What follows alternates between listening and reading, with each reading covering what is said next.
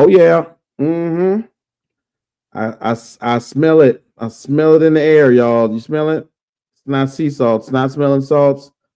That's Friday, ladies and gentlemen. That's what that is right there. It's a little stink on it today. What's going on, y'all? It's your boy K Witt. We live in full effect with the Interact Room again. You know how we do. For another episode of In the Hoop, man. You know what I'm saying? Where basketball and culture meet life, like almost like Audible, but not but not really. Big shouts out to my guy Bobby G right now. Bobby G is in the building. Of course, he's holding us down from the Audible Sports Podcast. He just got finished doing another show. We got one of our good friends, one of our cousins. We let hold the key to the apartment every once in a while. We got Mr. Bobby Blunts in the building. Big shouts out to Bobby Blunts. Somewhere traversing the universe right now. Of course, we got JDMIC. He will also be showing up right now. But we got a great way to start the show. You know, I don't know if y'all know, a lot's been going on in the media lately where your favorite analyst got confronted. I don't know if you know. Oh man. And he got confronted in front of the people on camera. It was recorded from multiple angles. But I think sometimes you got to put your dad pants on. Okay. You gotta take your jeans, you gotta pull them up close to your navel. Okay. You got to put the belt on, the brown belt with the loop that you put in, the hole you put in yourself. Okay. Everybody knows what time it is. And you got to be a dad. And that's what happened. Stephen A. Smith didn't get confronted by LeBron James, the athlete. He didn't get confronted by LeBron James, the billionaire. He did not get confronted by LeBron James, the Laker great, the Cleveland great, the Miami great. Nah. Stephen A. Smith got confronted by LeBron James, the father. Okay. And he came down on him pretty much about, I guess, what he had heard Stephen A. Smith had said about Bronny James and his career thus far. You know, how he may not be worth being on the team. Somebody else could have had that roster spot. Several things that Stephen A. Smith actually had said at one point in time. But he said in recent words, that wasn't him. That's not what he said. You know what I mean? So now that we kind of got a little, you know, perspective of what's going on, Bobby G, you a father who has kids who play sports. Has there ever been a time in which you had to go? I don't play that about mine. You know what I'm saying? Has there ever been a moment where you had to do that? Get real with somebody? Oh yeah. Wasn't on the athletic on the field though. It was, at the time, somebody I was involved with, and you know, her daughter, who at that time, you know, I consider my own. You know, they was out and about and they was playing, and in a community pool, and I guess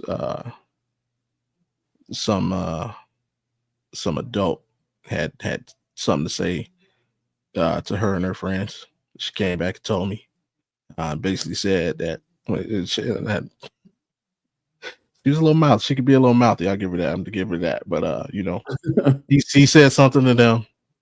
Her being who she was, she said something back, and just say he called her out her name. To which she's like, "Yeah, I got you." And so she came and told me, and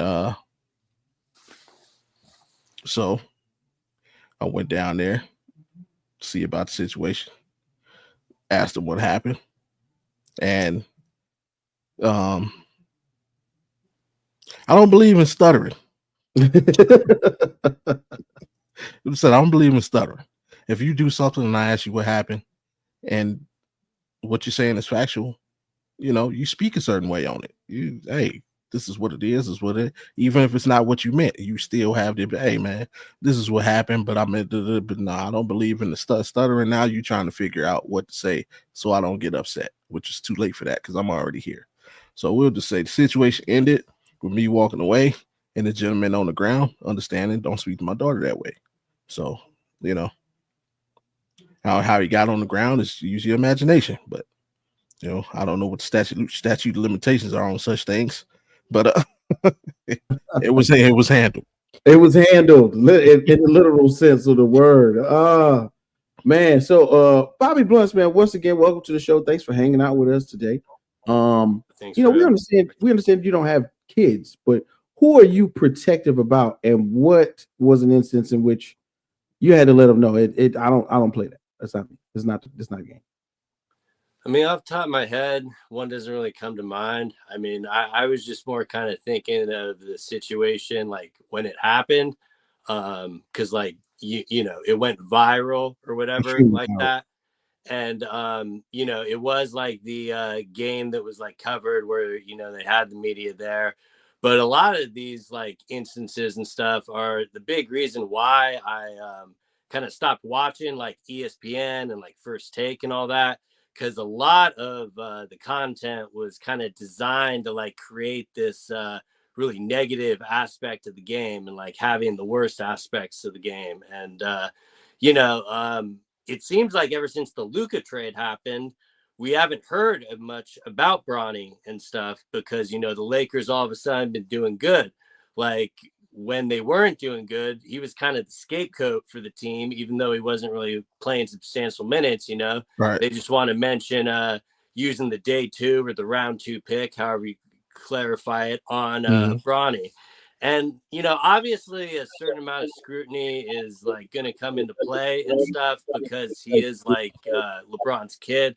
But at the same time, you know, I think there's a line, and I think that's the main thing LeBron was talking to him about. But you could tell by LeBron's reaction, he didn't really seem to care what Stephen A. thought on the matter. He was more just kind of telling him what it was. And I think a big product of it is them having kind of their own platforms and stuff. Like he does a lot of YouTube now, because I think like that's the main clip that like LeBron took issue with. So I could completely, you know, see it, you know, from the aspect of like a parent, or, you know, the motherly instinct of like protecting your cub. And I think that's really all he was doing. And for Stephen A. Smith to kind of be like doubling down and saying like, this is why I got into this industry, it's like, you know, kind of save it, because like this is like what got you popular and stuff, but like this isn't what like really keeping you around, even though this is like what ESPN would love to talk about all day. But it's good to have the Lakers back in a like positive aspect of them like winning games, because we'd be hearing a lot more of this Bronny noise if they weren't, I think. Factually, factually. I agree with you, Mr. Bluntz. For real. In reality, the main point is, for me, when we look at the things that are important, such as the numbers, like I like to do from time to time, Bronny's played in 7 games in the G League. He's averaging 21.9 points. He's got 39.3 3-point percentage right now.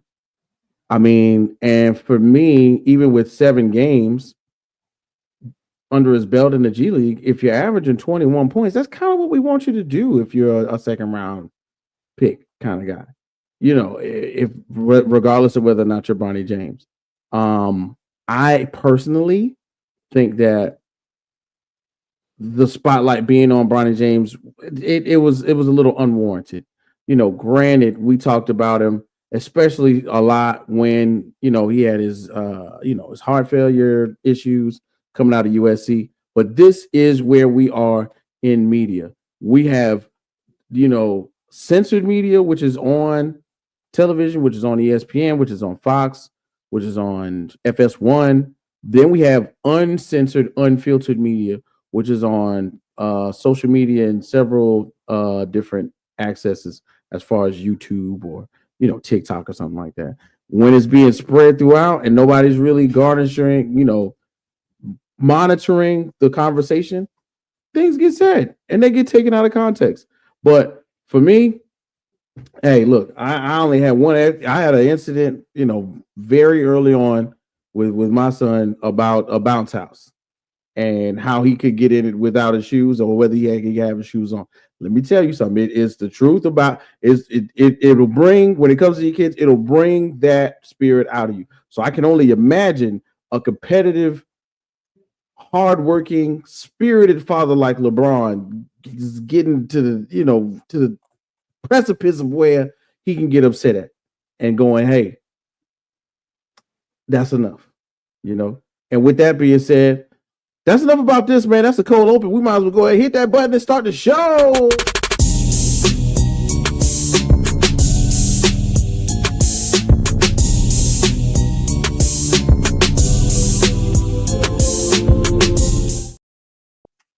Man, oh man. Yes, sir. We are back again. Once again, it's Friday. You guys, you already know what time it is. It's in the hoop with Rec Room, of course. And we got the whole gang in here today. We missing one of our guys. Big shouts out to Alan. Here we heard he's getting a DNP tonight because of some injuries. So shout out to Alan. You know Alan can't play on back-to-backs. He's like a young Joel Embiid. He needs to rest from time to time. So big shouts out to Alan. But of course, as usual, we got the rest of the gang in the building. We got Bobby G, Audible Bobby G, in the building. What's going on, big dog? How you feeling tonight? Who playing injured, man? Had a little food poisoning getting over, but we dealing with it. We gonna roll. Okay. And then just popped in. Big shouts out to our guy JDMIC. Jay, what's really good with you, man? How you feel? Oh, you're on mute, big dog. He said, "I know." Okay, all right. So Jay's gonna say some things in a minute. All right, then we got of course, Mr. Bobby Plus. Bobby, man, we appreciate you being back in the building. What's going on, big dog? How you feel? Oh, hanging in there. He just dropped another one with Ant not even playing, so it is what it is. But glad to talk some Friday hoops. Right. And then of course, man, y'all know me, man. Your mama's #1 draft pick is your boy K Witt. We live in full effect. It's happening before our very eyes, y'all. We're finally getting to one of the first few semblances of what will be a playoff series or what will become of the playoff series. So we got a lot to talk about. You jumping into that with? Yep. You jumping into that? Yep. Get a couple because I'm glad you added the LeBron thing because now I'm gonna piss some people off. Wait a minute. Because this is the part where I'm gonna call LeBron a sucker. See, it's one thing. See, everybody all up. Oh, he checked Stephen A. No, he didn't. See, like when I went down to that pool, bruh could have had a knife, bruh could have had a gun, bruh could have been pulled time down there. I don't know, but it didn't matter. I was gonna confront the situation. What is LeBron James about to really do to Stephen A. Smith in front of 20,000 people? Better yet, what can Stephen A. Smith do back to LeBron James in front of 20,000 people? I love what he said on the show. First, I wouldn't talk about your son, bro. I was talking to you. Second off, your best friend got my number. Your agent got my number. I've been on your show. He's been on the barbershop. Rich Paul has been on his show. You know how to contact me. Handle it in the situation where we can really do something about it. That's checking. Will Smith running up and smacking Chris Rock at the Grammys, that ain't checking. What do you expect Chris Rock to do back? Fight this man on TV in front of the world? No. Like you can go down there and get like Shannon and T. Morant getting into it. That's something because guess what? We ain't in this game. We can go outside this arena and handle it if you really want to get to it. That's checking. LeBron didn't do nothing. He ran up in front of this man when you contacted me, bro, and he waited till he came to LA. What? The Lakers played the Knicks in New York. Stephen A. live in New York. We didn't hear about you checking them then. We didn't see you walk up to the sets of First Take. But you're gonna wait till this man on a basketball court just enjoying himself at the game in front of 20,000 people and call yourself checking somebody. Nah, that's a sucker move. Further point proving LeBron James ain't from Cleveland. He's just a kid from Akron. Akron cats ain't like that. And if you know what I'm talking about, you know what I'm talking about. Wow. So that's all, man. Let's stop all he spoke up on his kid, yeah, cool for that, but he didn't check nobody. He spoke on a man in a situation where basically the man was defenseless. Like let's stop all the LeBron's not a tough guy. I know he's never portrayed himself to be a tough guy, so I'm not saying that he is. And I'm not defending Stephen A. So don't get twisted in what I'm saying. All I'm saying is all you people out there like on that have this thing in your head of how LeBron really handled the situation. He really didn't. He really handled it like a sucker on some grown man shit, if you want to talk about it. So, but he did what he had to do. So it is what it is. Oh man, let's keep it real. Thank you for breaking it down in that manner. Because of course we're not looking at it from that angle, and you're 100% correct. They could have did something completely different about it. They could have had phone calls. They could have not did it on right there in front of everybody. Shoot, hell, LeBron's powerful enough. He could have held him in the pockets. Nobody else going on Stephen A. Smith show. He could have had him come to the locker room. You know, meet me in the home team hallway. You know, down on Stephen A. got access to everywhere in that building. Stephen A. got access for sure. You gotta look at that. See, that's how we start off the show, man. Bobby G got us thinking different. That's why we got him on the show. We appreciate it, man. But like we were saying, you know, it's so much going on in the NBA world outside of confrontations that are outside of basketball. We got confrontations on the court. We got confrontations in locker rooms. We got confrontations with your trainers. Something's happening right now, and we're gonna go ahead and get into it. So coming up next, man. This I'm gonna start it off, but this one pains me deeply to talk about. So let's go ahead and get into it. So the other night, you know, we're having a spirited discussion. We're talking, you know, NBA. We're looking at the game. We're discussing what's going on, and oh man, you know, of course, we're still talking about the trade and the remnants of what happens with the Mavericks and the Lakers, and we're actually watching Kyrie Irving at that time, you know, go down the lane and take a layup. I want to say that was Tuesday night. And Jonas Valanciunas, who is a big man, you know, just so happens to try to get good position to, you know, defend the basket. Kyrie plants his leg, and I saw the collision. I saw it happen. And I think Jay and I was on the phone at the time, and Kyrie hit the ground, and he's down, but he's got that look on his face, whereas he knows something's wrong, you know. And from that point on, we all kind of got the feeling of what was happening. So, bang, let's go ahead and get into it, man. Kyrie Irving goes down for the season, but shows us what real Mamba mentality looks like. If you don't know, if you've been living under a rock, man, unfortunately, Kyrie Irving had some bone spurs in a knee in that knee previously, but earlier this week, he is out for the season with a torn ACL. And of course, if anybody knows those type of injuries, that normally takes a season and then some off of your calendar for recovery time and, you know, getting, you know, stability in the knee, being able to plan it properly, being able to put that weight on it that you need to drive and you know, go up for the, you know, the acrobatic types of layups that Kyrie Irving normally goes for. So as we soak it in for that moment, guys, what can we say about Kyrie Irving thus far this season and what he was basically doing, driving the needle for the Dallas Mavericks thus far?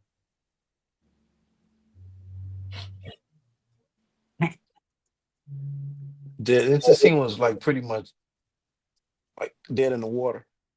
I mean, you just hope they can hang on at the time they had the 6 spot. I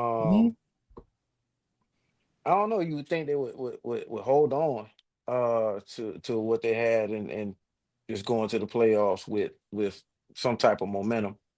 You know, it's uncertain, man. Like it was blown up from the start, and now you're looking at everything else. You know, that backs it up as far as AD is not going to be really ready until, you know, like mid-April. Um, by that time, this team's going to be like gone. You know, I don't know what they're gonna be able to uphold, man. It sucks, man. We spoke about it before. This team is not even meant to succeed. The owner doesn't want the team to succeed, man. The owner doesn't.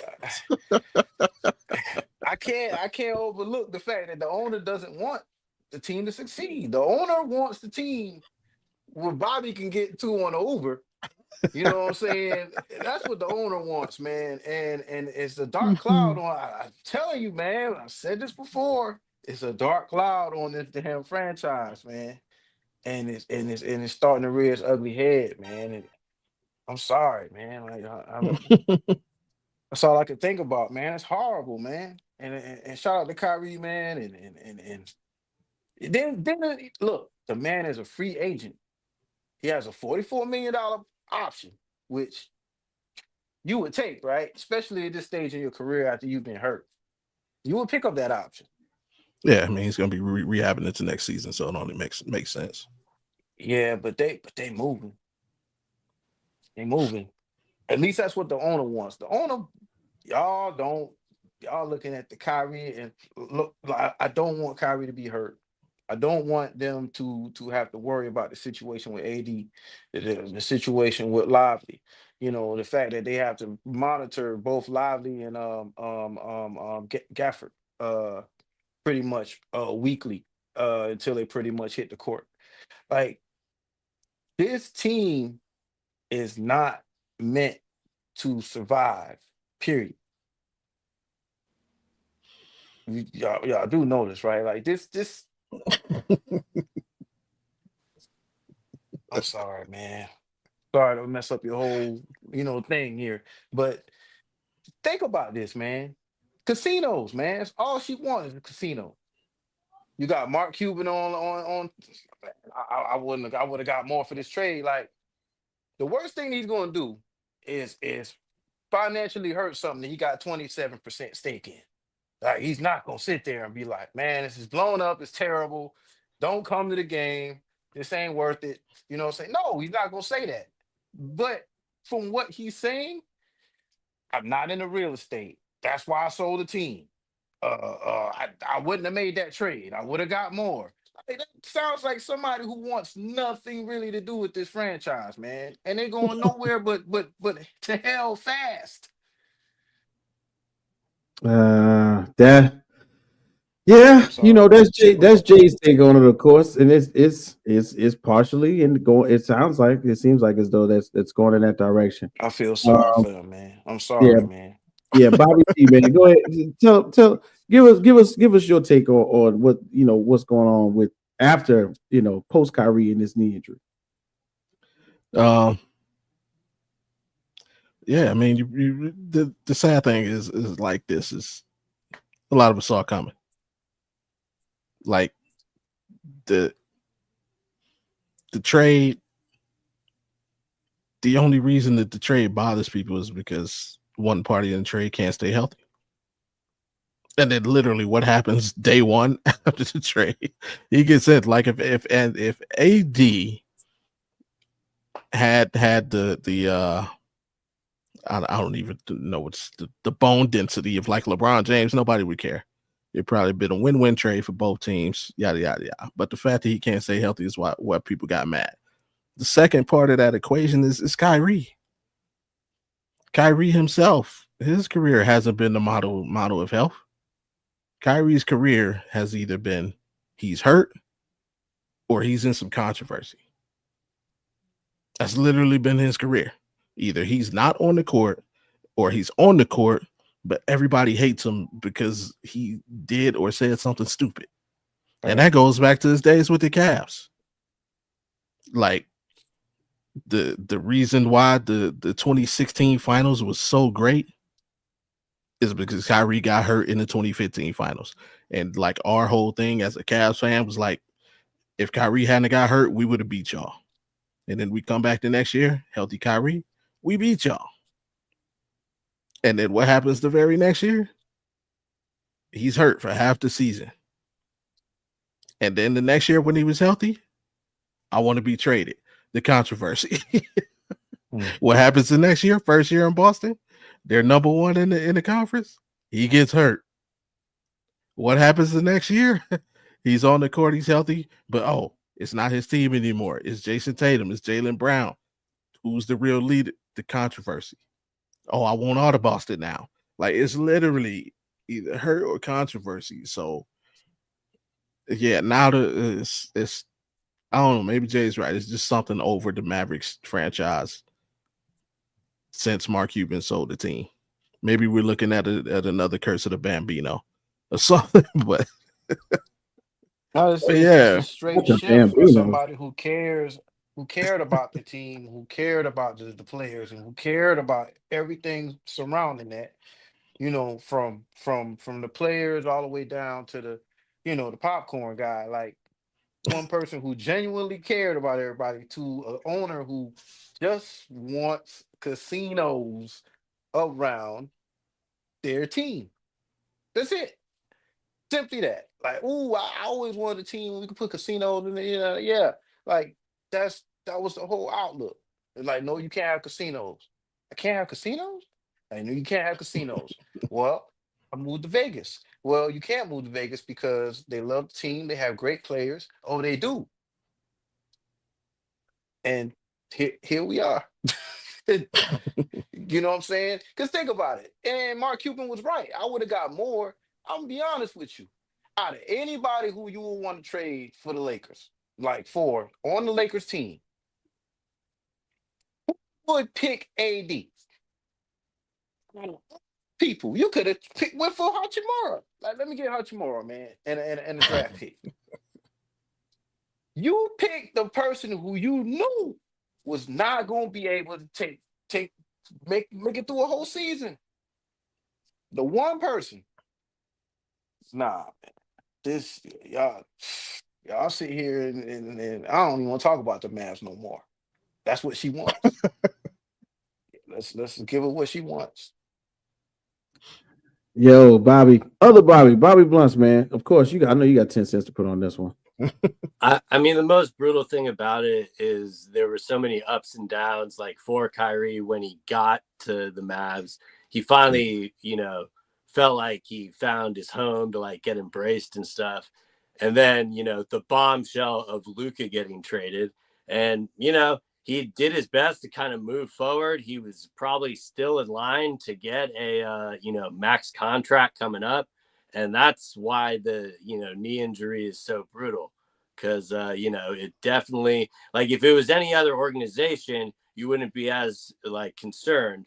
But as pointed out, this clown car of an organization, and Nico, the destroyer of it, pretty much.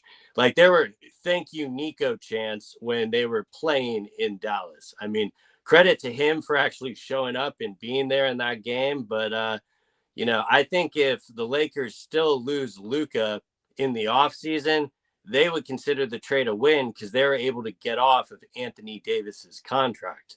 And granted, Luka seems very happy, so he'll probably sign the extension. But what's next for the Mavs? I mean, I agree with the conspiracy. They're trying to tank and get all the way, to Vegas or something. Because, like, what other thing can you say is a positive for like what they're doing with their franchise?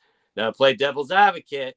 If AD remained healthy, I know that's a huge thing to say, but the game and a half he was playing, him and Kyrie did seem to be meshing. They wanted to prioritize defense, but now because of the Kyrie going down, AD probably isn't going to play another game this year. And it's automatically going to be kind of looked at as an L when it kind of already was being screamed at on the national, media and stuff. But yeah, as far as Kyrie, like whether you love or you hate him, like that is just a shitty situation for a player that money is undoubtedly going to be affected now. And the league has stolen enough money from him in the past. So it, just kind of sucks like full circle. And what kind of owner says, yo, I mean, they hiked the prices up before the injury, but just the whole mix of that all, man, like, yeah, we traded away the best player. You gonna have to pay a little bit more to come see us now. And then now the player gets hurt. Their best player, their best available player gets hurt. And it's like, damn, man, they it should be some type of rule where, like, how they have so many an exception when you have so many injuries or something to your team. There should be some type of exception where they be like, yo, check this out. We're gonna take y'all out the top playoff, whatever. Take y'all out y'all seating and move.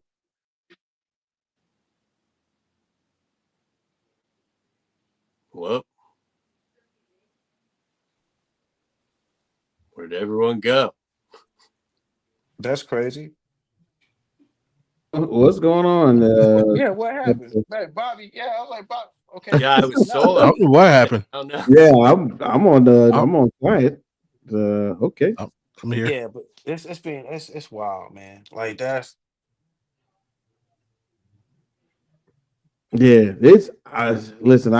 Two things are going on. One, I don't know who is touching the screen because I sure was trying to get Jay to the middle, and then I just said, you know what, forget it, let it be. Now everybody gets back up. Anyway, this is one of those moments where, as I continue on, man, y'all pretty much said everything, bro. When it comes to what's going on with Kyrie Irving, what's going on with the Mavericks, it's a sad sight to see. It's an unfortunate chain of events. It's one of those things where, controversially, the dominoes were set in motion, and just like everyone keeps screaming, we all did not know. We had no clue at all that this was what was going on. But one highlight that I had from it was, which is why I included it in there, was basically like that Mamba mentality thing that we like to refer to when it comes to Kobe, for saying you'll go all out for the team. Kyrie Irving, you're following me right now. Follow me. So Kyrie Irving gets picked up, tells everybody, hold on, wait a minute, walk me to the free throw line. In the camera, sheds a tear, looks up, and said, thank you, God. At the worst time, I'm sure, when he knows something is wrong, looks dead up into the sky, says, thank you, God, and drops 2 free throws, right? Here, the second part. Kyrie Irving gets walked off by Anthony Davis, right? Guess who they walked by? Klay Thompson, who when he got his injury. Klay Thompson got picked up, went to the free throw line, took 2 free throws, goes off the court. And both of them, in some way resemblance, had to be thinking about a Kobe moment. Klay Thompson had to be thinking about his injury. Kyrie Irving had to be thinking about his injury previous. Like, this is one of those reflection moments that I think, if I was a professional athlete, I would have to think about the other people and what a resurrection of their career looked like. So now I got to think about me. Because once again, and I talked about it on Head Kicks and Haymakers, ain't nobody doing anything like Adrian Peterson, because he was just a different animal and came back and played a hell of a football season in 6 months, 8 months. Okay, I remember that all season. He had him Rod Woodson football with 1 foot on the knee that he injured, and that was ridiculous. I'm sorry, Bobby. What was you gonna say? Rod Woodson. Don't let us forget he's the original. I can feel that. Rod Woodson tore his ACL and came back and played in the Super Bowl the same season. I can feel that. I don't know if that was the record breaking season for AD, but AP. No, this was this was like Steelers Cowboys. So yeah, this is in the 90s. I remember. Yeah, he tore his ACL like week 6 and came back and played in the Super Bowl the same season. Yeah, he's the benchmark. Yeah, man. But yeah, for basketball, it might be a little different. So, just like you guys mentioned, Kyrie Irving will be out. He's got that player option. So as we just look forward, and you pretty much all said it, if there's anything extra we want to look forward to for the Mavericks, because with no AD and no Kyrie, what's next for the Mavs? And I'm going to jump off on this one first. I think this is audition time. You know what I'm saying? This is audition time. I was listening to a speech from Tom Izzo from some time ago, and he was explaining to his team that there's no such thing as garbage time. You never know who's looking at you. And this was right when the NIL and the portal began to happen. And Tom Izzo was telling them, you don't know who's watching you and where you may be able to go. So, guys like Max Christie, Spencer Dinwiddie, who's been around for a little while, he's out there in the streets. Dante Exum, Jaden Hardy, Dwight Powell, who we don't get to see much of, but who is on the team still. The other Martin brother, Caleb Martin. Possibly Klay Thompson emerges. Like, there is an opportunity for some of these players to begin to show their value and raise their stock up, because if they don't want to be a part of a rebuild, if they don't want to be a part of, the road, which will be tough for the Mavericks, not just now, but next season, This is your opportunity to show us how much you are worth, right? They threw Max Christie in on this trade with AD, but we got an opportunity to see Max Christie go out there and ball, in my opinion, and do more than what we got an opportunity to see him do in a Lakers jersey. So in all, I think this is an opportunity for Max Christie to get a little bit of burn. Once again, like I said, Dante Exum, and it's unfortunate that every power forward or center is hurt. Derek Lively, Daniel Gafford, PJ Washington. Nobody, technically in the paint can play right now for Dallas. But everybody else, this is a showcase for us to say, including the ownership, which we talk about Miriam Adelson, who will possibly or wants to move the team to, Vegas and attach a casino to it, because the landowner, the way that things go in Dallas, you got to have that majority vote. They not voting with Miss Miriam. You're not from Dallas. You don't know no oil tycoons. You ain't in the pockets. You ain't rubbing no elbows right. They're not going with it. You're not having no casino. So if you want to be in a Mavericks jersey, this is your opportunity. Or if you want to go somewhere else, this is your opportunity to shine. That's the best thing to say about it. My thing is, she needs to take a book, and I saw the Jerry Jones reference. Well, but she needs to take a book out of like a page out of the book of Jerry Jones, because Jerry Jones initially wanted a stadium, his stadium, whatever he wanted built, Texas Stadium. He wanted to be downtown Dallas. Things like no. That's how he ended up basically out there in the Fort Worth area. I don't know how the politics are going for outside of the Dallas area, but maybe she needs to look into the other options surrounding that. Far as staying in, I get the Vegas thing. She owns the Palms. Like I get all that. Like she's into that, but yeah, like think about other options in the Dallas, Fort Worth, Grand Prairie, whatever area. It's been done before. So when you're right, you're right, bro. Maybe they need to look into some other moves outside of that. But it's going to be tough. Whatever the moves are going to be, whether they stay in Dallas or whether they move outside the Dallas, Arlington, Fort Worth area. Texas, everything's bigger in Texas, but that don't mean you can move there. I tell you that. In real life, I think that would be one of the smarter things to do, Jay, is to take maybe a suggestion from someone who's been through it. And is thriving after he made his decision. Bobby G, what you think? Got that clip? Sell the team. Like, yeah, this is going. This situation is going to get ugly, and I really don't know if there's any resolve. Like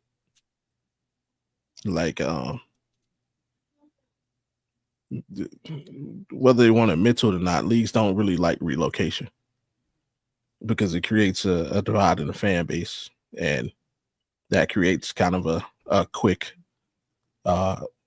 loss of revenue. Sell the team. Yeah, just go ahead and sell that. Yeah. People out here in Vegas, like, they don't care one way or the other. We just want stuff to do. Like, the reason athletics succeed here in Vegas is really because of tourism. It's just another thing to do when you come visit Vegas. Because the population of Vegas is so split. A higher percentage of the residents are from somewhere else than actually homegrown. So it's like, yeah, I'm glad the Raiders are here because I can go see the Browns when they come here next year. You know what I'm saying? And that's how, a majority of the people who live here are. The tourists really are the ones that drive it. So it's like bringing the team here. It's like, now, on the other hand, the Golden Knights, the city loves and has embraced the Golden Knights because that's really the first professional team that's homegrown. It was expansion. They didn't come from anywhere else. The kids born here grew up say, I'm a Golden Knight. people who've lived here for however many long got to see the team grow, and we've grown with them. I think people are looking for that. So I would say yes. Hey, send them to Seattle. Send Dallas to Seattle. Bring back the Sonics. Send them to Seattle. Give the name to the city of Dallas. Give us that expansion team, and then give the next expansion team to Dallas. You know, that'll be a full circle. But yeah, we don't need that lady coming here with all her drama. We got enough drama just being Vegas. Damn, so you sure know how to piss on a man's parade. Yeah. Because again, if she comes here, like, it's not that sweet for her. If you think the people in Dallas like trying to run her off, like, yeah, she's got her hotel, but like, the Palms don't count.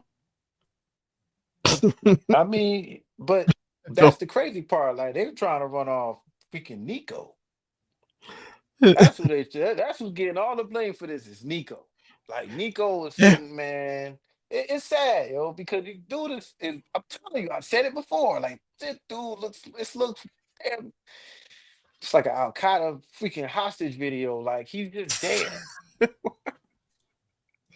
I understandably so, but this dude, he just got the wrong job at the wrong time, son.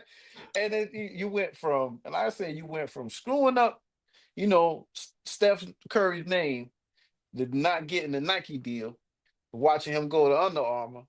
Like, that was your fault. Like, that is his fault. You know what I'm saying? This is simply do as I say. People gonna hate you, but you're getting paid.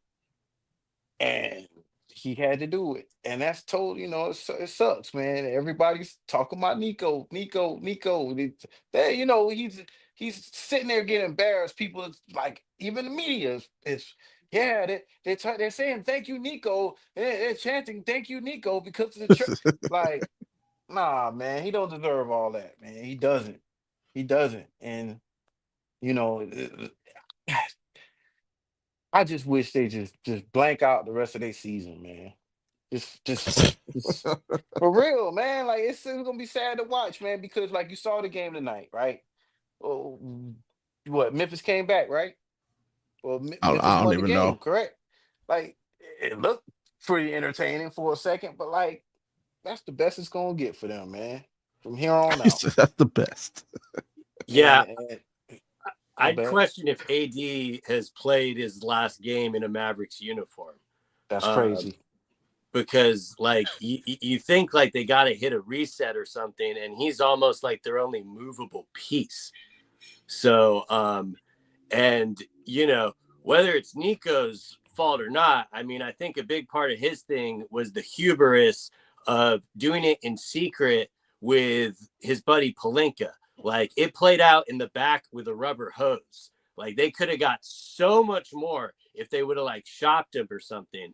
And like, all the secrecy did was like turn the fan base on him. So like, I'd be amazed if he is not fired by next season. Like, someone has to take the hit. And at a certain point, you got to say, hey, we made the mistake. Kyrie just went down. Are they really going to wait a year and a half to pull this Band-Aid off? Like, nah, when you need to remove a Band-Aid, you just tear that shit off and move on. And, I think, unfortunately, Nico is going to be the sacrificial lamb in this. But this legitimately might go down as one of the worst trades in NBA history when you see how forward it put the Lakers. Like, they're like 5 years ahead of schedule now, which that's pretty hard to do. That either has to be just straight hubris or just incompetence. And I think it was just a little bit of both in this scenario. And I feel for any Mavericks fan, but like, it's bad when they refund season tickets. Like, it don't get much worse than that. So hopefully it can all work out. I thought, the pick and roll with AD and Kyrie would have been, fun to watch, and they could have made some noise if they were healthy, but unfortunately they just aren't right now. So Klay Thompson is all of a sudden the Fresh Prince of Bel-Air meme, like sitting in the house all by himself. And great point by Witt. Like watching Kyrie walk by after shooting those free throws, that had to make him think of the lowest point in his career as well. Because that type of stuff really irks players. He's at his lowest point in his career. His best player just got walked off the court, and he just got shipped here. That's a pretty low feeling as well. Let's say, or he was happy because Nico gave him $40 million. Nobody else was gonna give him fucking $40 million, so he might be happy. I mean, this in the end, the outcomes are very slim. It could turn into the exhibition show for all of the players I was naming. It could turn into the Klay Thompson show because they don't really got nothing else. You know what I'm saying? They may have to change the offense in general. And Jason Kidd is known for having that mindset to be able to do things like that. But I'm excited to see what type of outcome it is. So even if it goes to the bottom of the barrel, which is what it seems like, it's going now. It's happening. We gotta watch it. So let's keep our eyes open on this one. I can see Luka walking into the Mavericks locker room like Papa Doc at 8 Mile. This is like a fucking handicap convention. That game in Dallas is going to be ugly now too. They got nothing. Yeah, that recovery room, that training table, all of all of that. Hey, do you cheddar Bob? Black suit, man. It's over, man. Like it's cheddar Bob. But yo, here's this my fault, real quick, and it just something to throw out there. It's not about what they got in return because that wasn't the point. It wasn't even. That's the thing. So somebody's off to like give their own team a kill shot. It's like, yo, they don't even want nothing in return. Like, yeah, I'll take AD. Oh, Christie, yeah, I'll take him too. You know what I'm saying? Just like you said, 5 times, 5 years ahead of schedule for a team that just went 15 years below schedule. Like, they're going back to the reunion arena days when they had Ross Perot Jr. on his way out the door. Man, that was bad.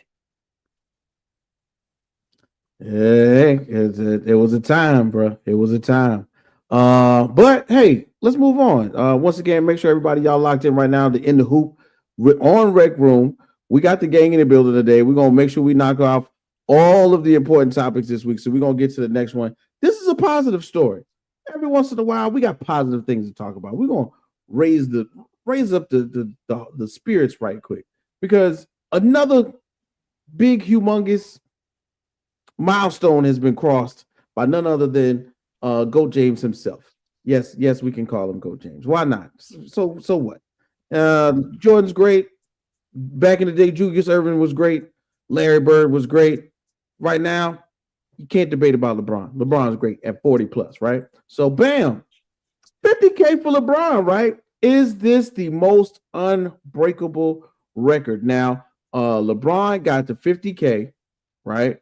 On March the 5th. While this was happening, the Lakers won their 7th straight. The Cavs won their 11th in a row. So that was actually a tough day for LeBron to get headlines because, of course, based on what's been happening, Bobby's Cavs pretty much have been surfacing every 2 days. We got to talk about the Cavs. You know what I mean? And I'm not hating Bobby. I'm just keeping it real. So we're about to give LeBron some props because the Cavs won again. You know what I mean? Which, of course, it sounds good to say that the Cavs won again without LeBron, but 50,000 points. We watched LeBron eclipse Kareem Abdul-Jabbar's scoring title, right? A feat in which at one point in time seemed impossible, immovable. Who could do it? When it will happen? And LeBron did it at 40 plus. Now we see him 50K. And at this moment, with, of course, the addition of Luka, LeBron don't look like he's stopping anytime soon, right? Especially on the points brigade. So is this now becoming the immovable object in terms of point scoring or best scorers in the league? You know what I mean? Of course, the volume has gone up on the 3-point shots. We got guys who are playing a little later in their career, especially with, sports science and everything. What do you guys think about this record right here with 50,000? Is this the next litmus test for how long or longevity for the next big stars? And I'll start with Bobby Bunce on this one. I mean, realistically, I don't know who's touching this. Like you look at all of these, like normally when these records happen, they'll like show LeBron on the list, and it'll be like the other 10 people, and like the one he's like overstepped by doing the record. This is LeBron James and then nobody else. So like, unless they're legitimately putting cyborgs in the league, I don't know what's gonna turn this around. Granted, scoring always goes up. There are more threes and stuff, but especially with the addition to Luka, like they're finally able to play him off the ball. Like that was like the weirdest thing with the AD fit. They wanted AD to, take more of the work, but they weren't able to just put LeBron in the corner and doing that. And with Luka, they can do that because his passing is just so elite. He garnishes all these defenders, and he's like, nope, I'm just going to throw it back to LeBron. And I think the number's just going to be continuing to go up. You can make an argument this is going to extend his career a couple more years.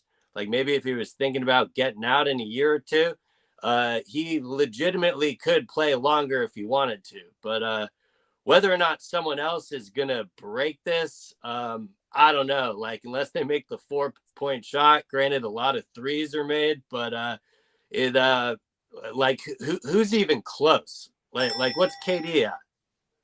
KD's at 30,240. That's and in reality, I'm glad you said that because you kind of jumped the gun, but that's great. This is what that was the next thing. The closest player who has projected to even get closer to 50,000 is actually Kevin Durant.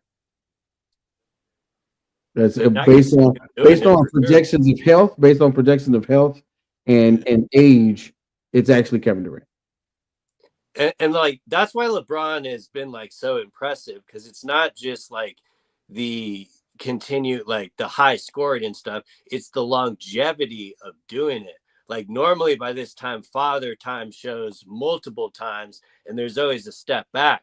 Granted, he's not like running to the rim and dunking as much, he takes a lot more threes, but the game is almost more conditioned for him to play longer now with how much the three ball is in play. So I think it's just going to keep extending him. And, KD could eventually probably get it. But at the same time, KD's never had the same bill of health as LeBron.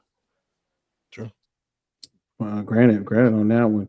The health is, I think, what's going to play a big issue with this record itself. Jay, what it do, though? What do you think?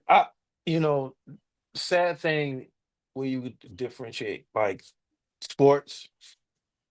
The sad part about basketball, there's not too many ways. It's not going to be anything where say like the shot clock is going to go up to like 50, or it's going to be longer quarters, or it's going to be like 100-game season.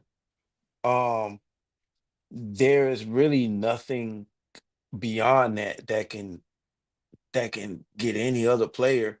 And then you got these, it's not straight to high school from high school anymore, which is one of the main things. Kids cannot come out of high school. So it's going to be hard for someone who put 20 plus years of prime time basketball on tape on the court. You know what I'm saying? It's not going to happen. It's beyond the stats. In order for you to get the stats, you got to have the time. And in order for you to have the time, those things have to be in place. And we'll never see that again unless, like I said, those crazy things that I just mentioned would happen. You have to like double the time of a game, or increase the season as far as the games are concerned. But yeah, we'll never see anything like that take place. Like 50,000, like KD would literally have to be wheeled in every night, like fourth quarter, you know what I'm saying, to get some shots up to catch LeBron James, yo. It's not gonna happen. His body will not hold up to catch little LeBron James. But excuse me, yeah, it can't be touched. It can't be touched. And like I said, there's nothing that would alter the game for anyone to be able to reach that feat. Because in football, it's a passing game now. You got all these quarterbacks. It's going to be quarterbacks just as seasons and years go on. They're going to be sitting there and increasing stats and getting 50 and 60 touchdowns because it's a passing game. Now, the game has been altered. The game has been tailor-made to that.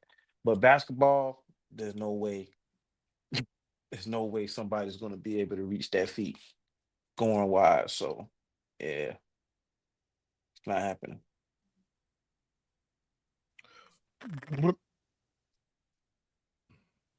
All right. So I can see it happening one day, especially with the rise in 3-point shots. I mean, you look at it like at one point in time, you could get benched for shooting a 3-point shot. Nowadays, you get benched if you don't take a 3-point shot. When we look at just something, Steph Curry, who again is the most prolific 3-point shooter to ever play in a game, his career best was in 21 season. Yeah, he took 12 threes per game. Now, mind you, that he didn't do that until 2021. So by that time, he had really earned that, right? Just to go by example, LaMelo, his career high is 11.6. So he's right off 12. And he ain't earned it. He just shoots.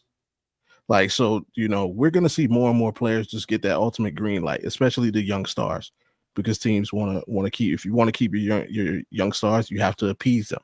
How do you appease them? Give them the green light. And like I said, with the transition to today's games, that's just going to result in more and more 3-point shots, to the point where I think I'm going to say within the next 5 seasons, we will probably see a player average over 15 3-point shots a game. I think we'll see that within the next 5 seasons.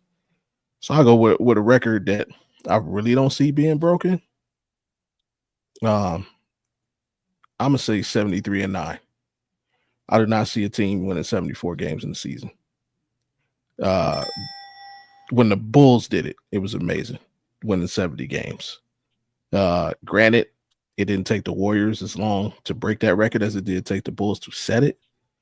But when you look at the construction of that team and the time that they came and where the NBA was, it was just kind of right place, right time for that type of team. They were far advanced in any other team. They were more advanced in the defenses. I'll say that. Maybe not the teams, but their offense was more advanced in the defense, and they had the perfect personnel to do it, to just pretty much take the NBA by storm. And look at this season. The Cavs, the Thunder are playing phenomenal basketball. We still have a month and a half left in the regular season. They're donezo. Their record is donezo, and it's been done even before this month. So with about 3 months left, they were already out of the hunt of attempting to break that record. So you're really talking about a team trying to go 6 months and lose less than the average of 1.5 game per month. I don't see that. I don't see it going down.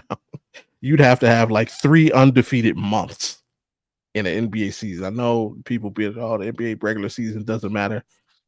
Yeah, that may not, to your elite teams, but that don't mean you can't have a night like tonight. We beat the Charlotte Hornets by 2 points, but a point. You're gonna have those nights. You're gonna have the nights where the Celtics get blown out by the Pistons. You're gonna have those nights, and especially with load management for your stars, those nights get more frequent when we just playing the Sixers. Not if you're playing Portland. But yeah, even that. I mean, that perfect example. Look at that. We came off a week where we played 6 consecutive games on national television. We played a fairly good range of opponents, and then we come against the Blazers. What does the coach do? Hey, Donovan, you could take the night off tonight.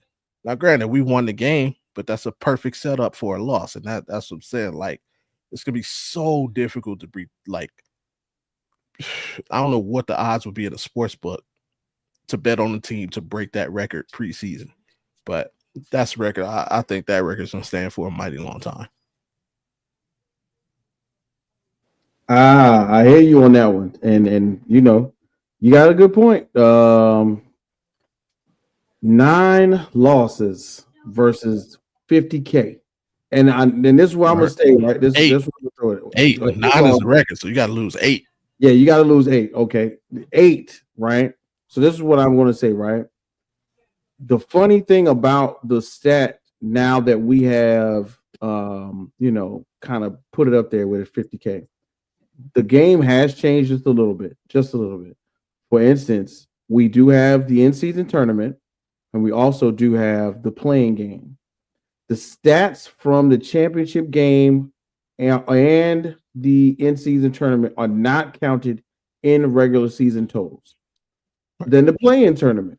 The play-in tournament isn't regular season nor the playoffs. So technically, LeBron has been in both. And both instances, those points have not been counted towards the 50,000. How many more times may he play in a playing game, or may he play in the in-season tournament, which we know the in-season tournament is for everybody? We don't know. But 50K without those, especially because both of them are somewhat fairly new to the NBA, I think that's a big deal. And still yet, bro. And you made a great point. You got to win. You got to lose 8 games in order to basically break the record. Both of them seem immovable, and both of them seem almost impossible for anyone to do right now. So let's keep it moving, man. I appreciate that take on that one. Oh, look at that, fellas. Look, we done went all the way through that first hour already, man. So we got to know big shouts out to everybody checking in. Make sure you like, share, and subscribe right now to the Rec Room Sports Podcast. We got the show on Tuesday. It's a big deal. You want to make sure you locked in on that, because on 9:30 on Tuesdays, the Rec Room Sports Show, we go live. Make sure you check in with us on that one. Then, of course, Bobby G, you do your thing, right? Well, which 2 shows or 3 shows? Cause I know it's about 2 or 3 that you do with Audible. Let the people know about that, bro. Yep. You catch on Thursdays doing Audible Reacts. Where we're reacting to all kinds of content, whether it be videos, whether it be just something we read or saw, you know. And we're putting our 2 cents in, really just having a lot of fun, giving a stress relief for the day. And then, of course, on Fridays, you have the original Audible Sports Podcast for sports meets life and culture. Myself, Wildcard Mar, given, you know, we try to really combine all the things, you know, sports, life, and culture. So sometimes it's sports as it relates to culture. Sometimes it's culture as it relates to sports. Sometimes it's just sports. Sometimes it's just culture. Sometimes it's just life. And we do, you know, our mental health check-in every week, trying to get more males involved with checking in on our brothers, man. It's really what it's about. And like today we did we reviewed Rolling Stone's list of the top 100 R&B songs of the 21st century. So we had fun doing that. That was a good one. And yeah, check us out every Friday, 7:05 Eastern, 4:05 Pacific. And for Reacts, that's every Thursday at 10:05 Eastern, 7:05 Pacific. So, and maybe looking to add one more show to the Audible podcast universe. Haven't thought about what it is, but you know, we keep y'all posted.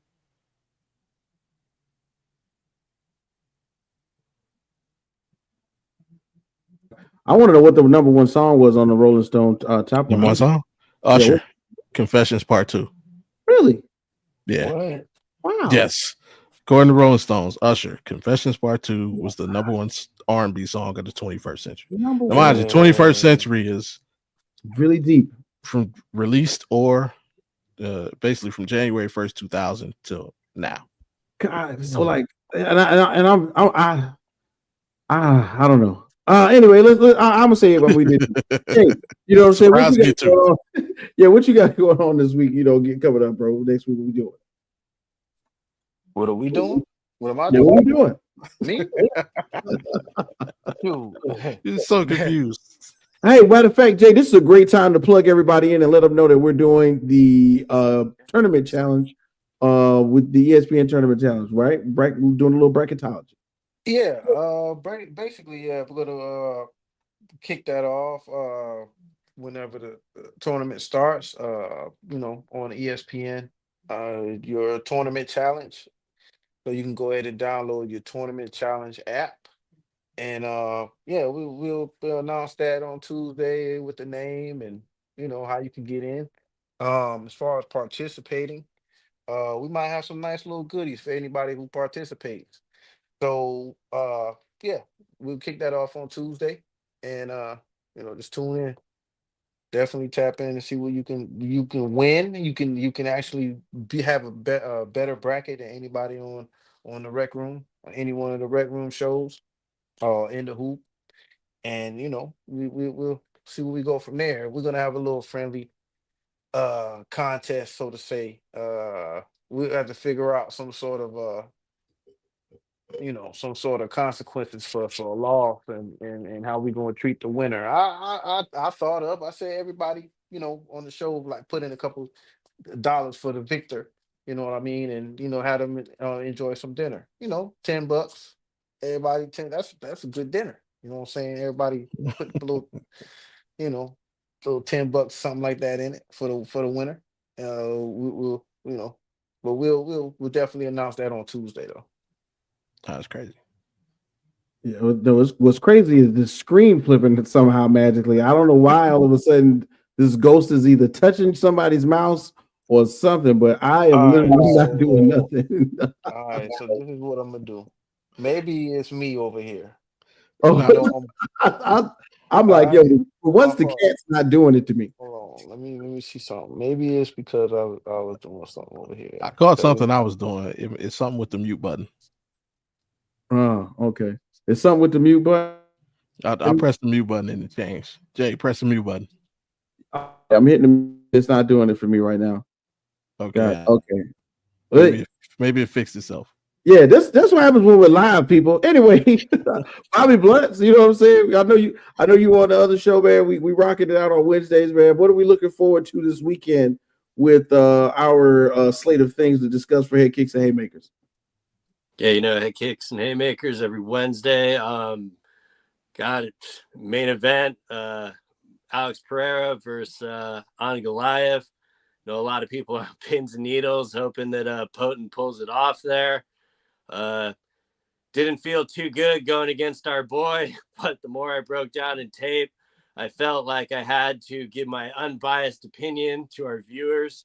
So never been hoping. I've been more wrong in my life. But, either way, the show should, show out the bottom of that card's built pretty well. So looking forward to getting into that. He got a back-to-back tomorrow, so hopefully we don't lose to the Bulls. Yeah, let's get it. Yeah, hopefully, the Bulls now. All right, that's another one. We got to look at these bottom feeding teams one of these days. Anyway, guys, so like we said, of course, Rec Room on Tuesday. Wednesday, we got Head Kicks and Haymakers. Thursday, we got the Audible Sports Podcast. Friday, they got another Audible. Saturday, we got Lock It In on Rec Room. Friday, we got In the Hoop. There's so many things that we're all connected to. So make sure you tap in with us and the rest of the homies right here on the pod, man. So real quick, we're gonna get into it while we get into the second half of the show. I think this is exciting right here.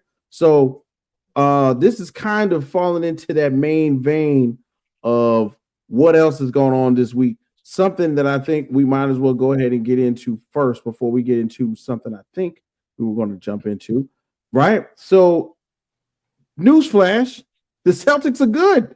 So good that two Celtics that aren't necessarily full-time starters or could be starter. Well, one's a starter, one's a six-man of the year candidate. Both went for 40. And amazingly, this is something that has never happened before for two Celtics. Huh? What? Normally, and I did it, and I did the math, and I saw it. 64% of the time for the Lakers' existence, there are at least two Hall of Famers on the court. And this is the first time two of them went for 40? This is ridiculous to me, y'all. So as we see, Peyton Pritchard, Derek White, both went for 40 pieces, alongside the Cavaliers going for, I believe, their 11th win in a row. This has been a heavy week, to say the least, for the Eastern Conference. So in a sense, right now, are we still looking for the Celtics and the Cavaliers to somehow end up right there at the top of the Eastern Conference? Is that because I don't see nothing else happening right now. I really don't. I don't.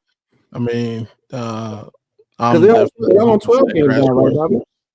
13. We won tonight. Oh. So yeah, we won tonight. Beat Charlotte, pulled it out. Lucky 13. We now have, of the top 5 winning streaks this season, we have 3 of them. And I think OKC has the other 2. So yeah, I'm definitely hoping for that collision course. I'm hoping definitely because if we do meet Boston, at least that means we've at least made it to the conference finals. And you know, to beat the man, you got to beat the man. So that is a series I would love to see. We're used to in Cleveland, kind of. We've the Celtics are like one of our main playoff rivals.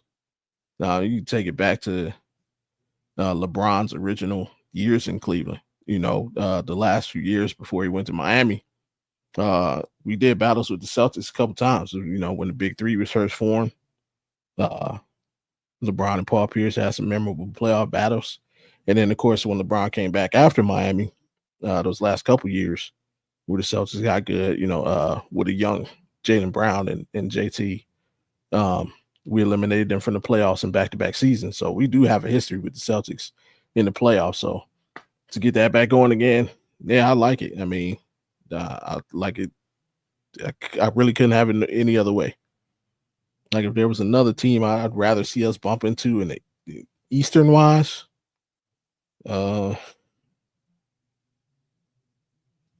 maybe Detroit. Eventually, yeah.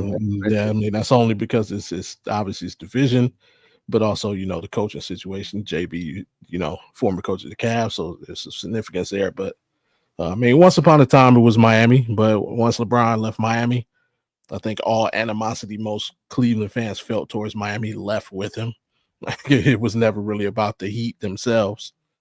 So not really. I mean, matter of fact, most Cleveland fans support the Heat now because Kevin Love is still there, and like, I love that tribute video you guys did for him the other night coming back. That was awesome. Yeah, that was awesome, and that was the first time he actually played since going down there. The other times you guys came up to Cleveland, he was hurt. So yeah, like, yeah, it was just either Boston or Detroit, man. But I hope they meet because that means we're at least in the conference finals, and I think it'd be a great series. I dig it, man, and it's definitely slated up to be a big series. When I think about what's going on with just the Celtics right now, you know, they of course everybody goes through ups and downs. All the teams go through ups and downs. It seems like the Cavs are the most statistically steady team right now. But what I think about, not just because they're my team, but it's really just based on this something like this right here. Peyton Pritchard, a consummate professional, been on the team for a while, worked his way up the bench, and last season, you know, with his I think 3 half-court shots in two different games, I think he, you know, he cemented his legacy as a Celtic. This year, if I'm not mistaken, he's somewhere between 3rd and 2nd for 6th man of the year. And I'm pretty sure, give it a little bit of time, he may end up at least 2nd, if not winning it. I think right now he's number 1 on most books. Yeah, most, and I would say if it wasn't 3, he was 2. What's my man name? Powell from the Clippers was 1 when we did the numbers last week. But you know, once again, especially with performances like this, it changed. My main point was Cleveland has the bench play that just magically starts to happen. But when something like this happens for the Celtics and we're already a championship team, this is what I'm talking about. This is one of those things that made me go, all right, y'all, you think you're good, but sleep on it. And we get Derek White. You know, we get a Derek White 40 and a Peyton Pritchard 40. I don't know, bro. I have no idea. I don't even need 40 from Derek White. You know what I mean? I need 15 from Porzingis. You know what I mean? I need 10 from you know, from the other. What's my other guy? He's starting to play. Yeah, I need 10 from Horford. He's starting to play a little better. And it's, you know, Horford got the old bones. He gets warmed up closer and closer to the playoffs. So I need 10 from Pritchard. I need 15 from Porzingis. You know what I mean? But 40 from either one of them, you know, and the thing is, and then of course, the immediate tag team of Hall of Famers comes to mind. So Bird and McHale didn't do this. You know, Parents did, you know, Havlicek and what's my guy? You know, the point is, I could start naming Celtics for a really long time. They did nobody else did this. Even when they was who you know who I thought about immediately? Freaking Paul Pierce and Antoine Walker, when they just had the green light because the team wasn't good. Yeah, they didn't do 40, the two of them. So once again, it makes me think. It makes me think, bro. Like, you know, Ray Allen and Paul Pierce didn't do 40. You know what I mean? You know, Kevin Garnett at the time was more defensive. That was his claim to fame. Rondo and Paul Pierce didn't do 40. You know, so does Rondo even ever scored 40 points? I want to say Rondo might have. You don't do that now. Rondo started doing. He's not scoring. Yeah, Rondo started doing triple doubles and getting in the lane and all kinds of stuff. At one point in time, went like that right after that championship. They gave him the keys. But anyway, but anyway, you know, Rajon Rondo's career high is 35. 35, yeah, solid 35, a strong 35 too. You know, so yeah. Once again, it's all up from here as far as the Eastern Conference is concerned. So yeah, my question to you: where's your concern meter as a Celtics fan? Concern meter as far as from the start of the regular season to where was your meter and like where has it adjusted? Okay, now? Yeah, all right. The start of the season, my concern, like how much I was concerned, was like at a 7. I was on a 7. Okay. 1 to 10. I was on 7. Right now, I'm on 5, 5.5, 6. Because you're less concerned now that they y'all could lose to us in the playoffs. I'm less concerned because I think that what will happen is the Cavs will have easier matchups that will still test them before you get to play us. The way that it's set up right now, before the Celtics and the Cavaliers meet, y'all will play someone, and you may get a nice little gentleman sweep. You might go 7 games, but those games will be the ones that push y'all to the limit before you play us. And I think by the time we get there, we'll be all the way on. Killer season in Boston. So you're saying we'll be relaxed?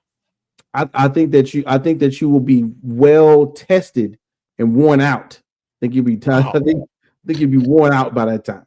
You know, the tests will happen before you get to us. Then we may, you know, the Voltron. You know what I'm saying? Two battle Zords fighting each other. That's what I see in the Eastern Conference Finals, man. Bobby Bus, man, you're out. Of course, you know you're on the outside looking in as a Miami Heat fan, but of course you still have a great observation from where you are, as you see the powers that be kind of combining for the Eastern Conference. What do you think is more important at this time? The Cavs now, which will be now the 13 win streak, or the 240 pieces from the Celtics? I mean, they both seem locked in and ready. You could look at it like through different ways. Cleveland seemed like the better team all year, but in the back of my mind, like begrudgingly, you have to give Boston the credit of being there before, so you'll know they'll kind of be able to maybe handle those moments better. But you know, the Cavs are a really fun team to watch, and you know, I don't like to give too much credit to Boston, but they definitely were able to get this team build right. You know, they got all these players in before the salary and everything changed. Like a big component of why the Heat weren't willing to give like Jimmy the money and stuff like that. It just kept going up. They were going to like lose their core. The Celtics like still have like depth, and the way their offense is built, you can like, I would never sneeze at a 40 burger, but it's a little bit less impressive on this team to me. Cause like when this offense is flowing very well, anyone on this team can put up 40 a night just because of how the offense runs. I would probably say the more impressive thing to me has been Cleveland's constant success. And maybe it's just because of how they've been able to do the build of since acquiring Mitchell and being able to pair it with their young draft picks and stuff and kind of getting out of the stigma of like the LeBron era and stuff. But then I know like when each game gets closer to the postseason, those palms start sweating and you think about it. But I do not see any other team in the East really being able to give either of y'all problems. Like the Knicks, for example, pre-Brunson going down for possibly 2 weeks. Yeah. The build just does not seem correct. Like they have a great starting five, and then they've really sacrificed their depth. And, Detroit has definitely earned that 6th seed and should probably hold it, out of the play-in and stuff like that.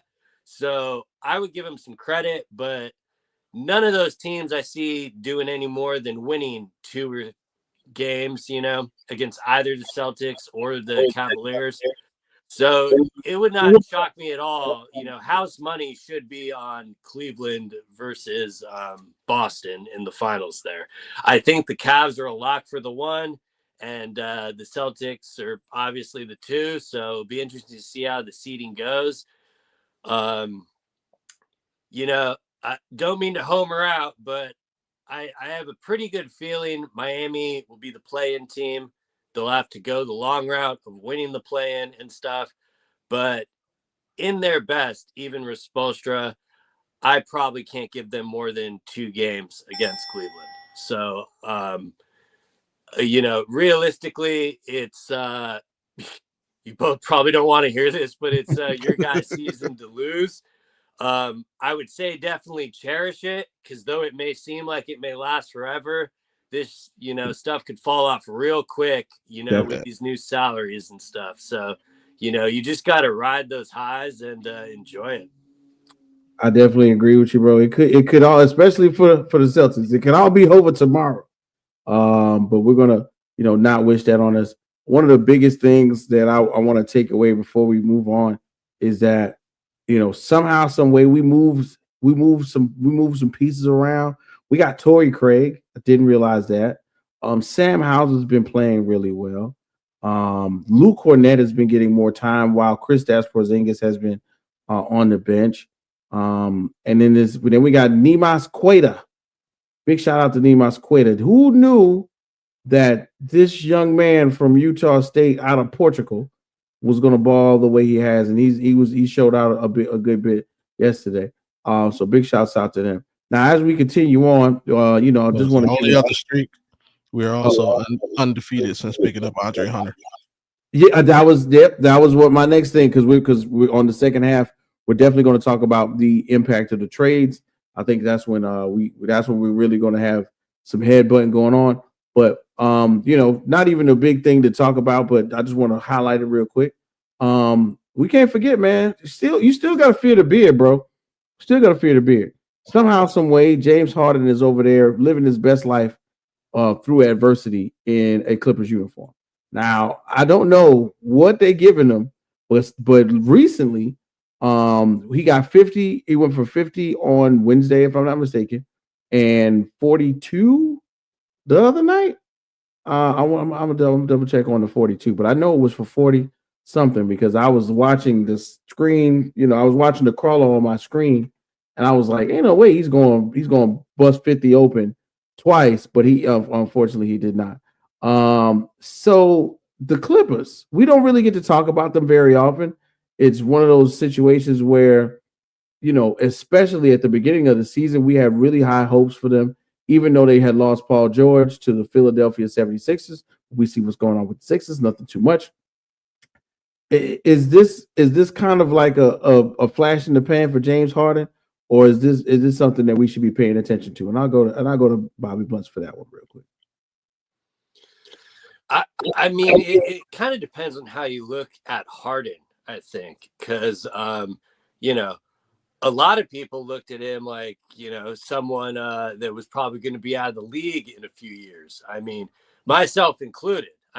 During certain times, I don't think there's a professional basketball player I've probably slandered more than James. But, to James' credit, he gave us kind of a lot to work with. He intentionally ate himself out of Houston. And, granted, a lot of this is in the social media age, so a lot of stuff gets reported that you would never hear and stuff. But it does seem like, last year when the Clippers acquired him, he did seem to kind of find a home and just enjoy playing the game again and stuff. And I think there was a big self-correction on how the league was calling contact and stuff like that. And players like him and Jimmy Butler, their games were very effective. And it took James a while to figure it out, but he seemed to kind of be able to reestablish himself and, once again score. Hey, it helps when you need to put up points when you're on the Clippers and stuff, but definitely a resurgence of his career. If I'm the Clippers, I would have to think the move would be probably to trade him in the offseason, because you would think there'd be a lot of teams that would be looking for his services. And eventually, the Clippers are going to have to, do a little bit. They did the soft reset this year to still remain quote unquote competitive. Mhm. But it's definitely a resurgence in Harden's career from definitely where I was looking at him, under a year and a half ago. So, shout out to him. It shows that he actually can be a professional athlete when he wants to.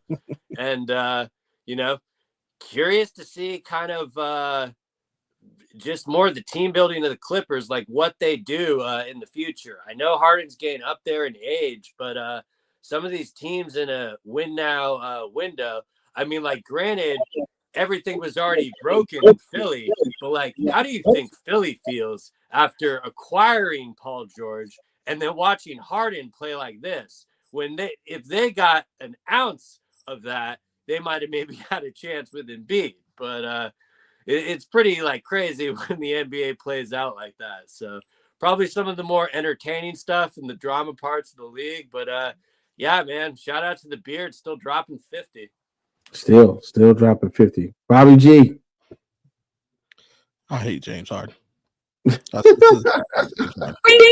is the worst game in the history of the NBA. The ugliest game in the history of the NBA. It was a flash in the pants, man. Let's note, remember, Norman Powell didn't play in that game. So basically, we talk about ultimate green lights earlier. He definitely had the green light in that game. Let's also not forget, in that game, he took 20 free throws. 20 free throws. For the one thing I'll give him absolute credit for in this game, James Harden, excellent free throw shooter. You give an excellent free throw shooter 20 free, that's basically 20 points. But when we just look at he's shooting 39% on the season, worst of his career. He's shooting 33% from three, second worst of his career. His turnovers are the fourth highest in his career. He's really not playing good basketball. He's just doing it for the Clippers, where the story isn't how good or bad he's playing. It's how great it receives in Norman Powell is having, and he shouldn't be with the Clippers. And Kawhi Leonard missing games. So his play has been overshadowed by those two things. And this is just we call it what, Throwback Thursday if we want to. But yeah, it's just a hiccup in the story that is James Harden. Not a hiccup in the story. That is James Harden. Yeah. So this is easy more empty calories. Just more empty calories. More empty calorie. Wow, Yeah. It's crazy. All right, so as we proceed, because this if they were competitive, would you feel any different about it, or not really? Just same old, kind of flash in the pan. If I would, because the thing is, if they were competitive, that wouldn't have been his stat line. True. Yeah. Good Like point. he's able to. I mean, I Yeah. give him credit for what he did in Houston. I mean, he was the star, but like he was really the answer to the question that everybody had. Hey, what if Steve Nash was a bucket getter instead of a passer? He would have been James Harden in Phoenix. You know what I mean? Like you put any scoring point, like what would Derrick Rose have been with Mike D'Antoni as a coach? What would Kyrie Irving have been with Mike D'Antoni as a coach? Like what would Dame Lillard have been in that D'Antoni system? It just happened to be James Harden. And I'll give him credit for it, but we see every time when it came down to it, he was never there. So it's like yeah, like to your question, if they were playing competitive, I mean, if they were competitive, it would be because dude ain't even playing. I can't remember his name. It would be because Kawhi has been more available. You know, it would be because of the resurgence of Norman Powell. Even if still their season is. What if Norman Powell was playing normal? They'd be under 500. Steven, bro, Norman Powell. Big shouts out to Norman Powell, who's a tremendous season. Who's making a name for himself, Man, and y'all stop playing, man. and especially at this point in his career, Norman Powell making waves and possibly becoming 6th man of the year. And unfortunately, Norman Powell's moved from several teams. Why y'all playing this man like he never had a career, man? Y'all know this is the reason why this man left Portland, yo. The main reason why Zero left Portland is because they got rid of Norman Powell. Oh, yeah. Who we playing though? James Harden? No, I'm just saying he's the reason why they talking about Powell. Like Powell has no, I gave him credit. I said the Clippers are where they are because of Norman Powell. No, I knew if the subject matter was Portland adjacent that Jay would appear. I just was waiting on it. I'm talking about what Whit was saying. What Whit was saying. It was like Powell has been a solid player for some years now. You know what I'm saying? Like he just hasn't been able to stay healthy. Yeah. You know what I'm saying? And that's been the problem. Like he's always been a solid player, man. It's just he's finally getting the green light being alongside somebody like James Harden. You know what I'm saying? So it's you know, but yeah, I'm sorry. But Norman Powell that's the reason why when we got rid of Norman Powell, it was that serious to somebody like Dame Lillard. When we got rid of Norman Powell, he pretty much was like, all right, y'all don't want to win. I'm out. Yeah, I agree. We should push Joe Cronin in front of a bus. You know, so it's he definitely has left his impression a lot of places. You know what I'm saying? A lot of people starting to appreciate his game now. And I've been appreciating his game. And but that's just Norman Powell, man. He'll he's getting the recognition he deserves now. That's we can say that. Yeah. Yeah, most definitely. Norman Powell getting that recognition he deserves. So, with that being said, real short, real easy one before we get to the buzzer beater, guys, because we are halfway through that second hour. All right, so Pritchard and White going for 40, Hard dropping 50, Cavs winning 13 in a row. Which means more right now? Easy, and this is an easy one. It's just all we got to do is pick one instance and tell me why. That's it. In this league, winning 13 games in a row is more impressive than any of the, multi scoring games or anything. Because, like Bobby said earlier, of the record not being broken and stuff, that is because the NBA is so competitive. So when you're able to put a winning streak like that post All-Star break, that's just showing that you're serious and you're planning on contending. So for me, definitely the 13 in a row. Definitely 13 in a row. All right, I can dig it. Jay, man, which one of the three feats from this week do you feel the most scoring on the NBA season? 50. Remove me from this question, please. 50 from the beard. Wow, that's crazy. Nah, seriously,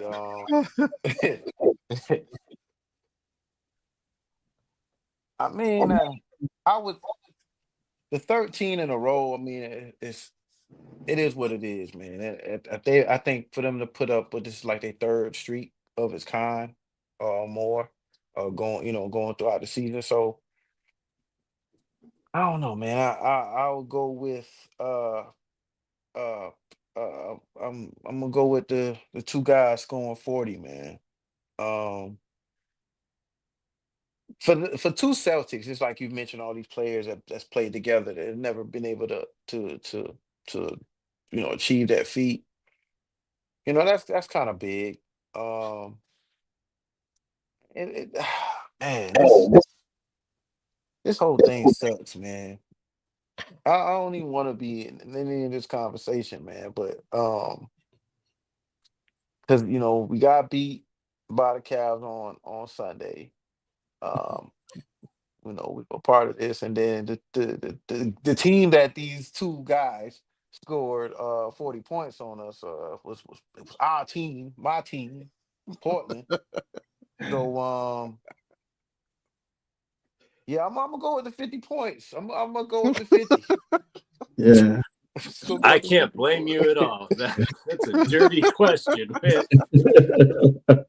I knew somewhere that it was gonna. It's a big chain of events that was happening. I knew that Jay was gonna catch that one. I knew Jay was gonna catch that one. Of course, Bobby G, we know where you going, man. It's 13 games, man.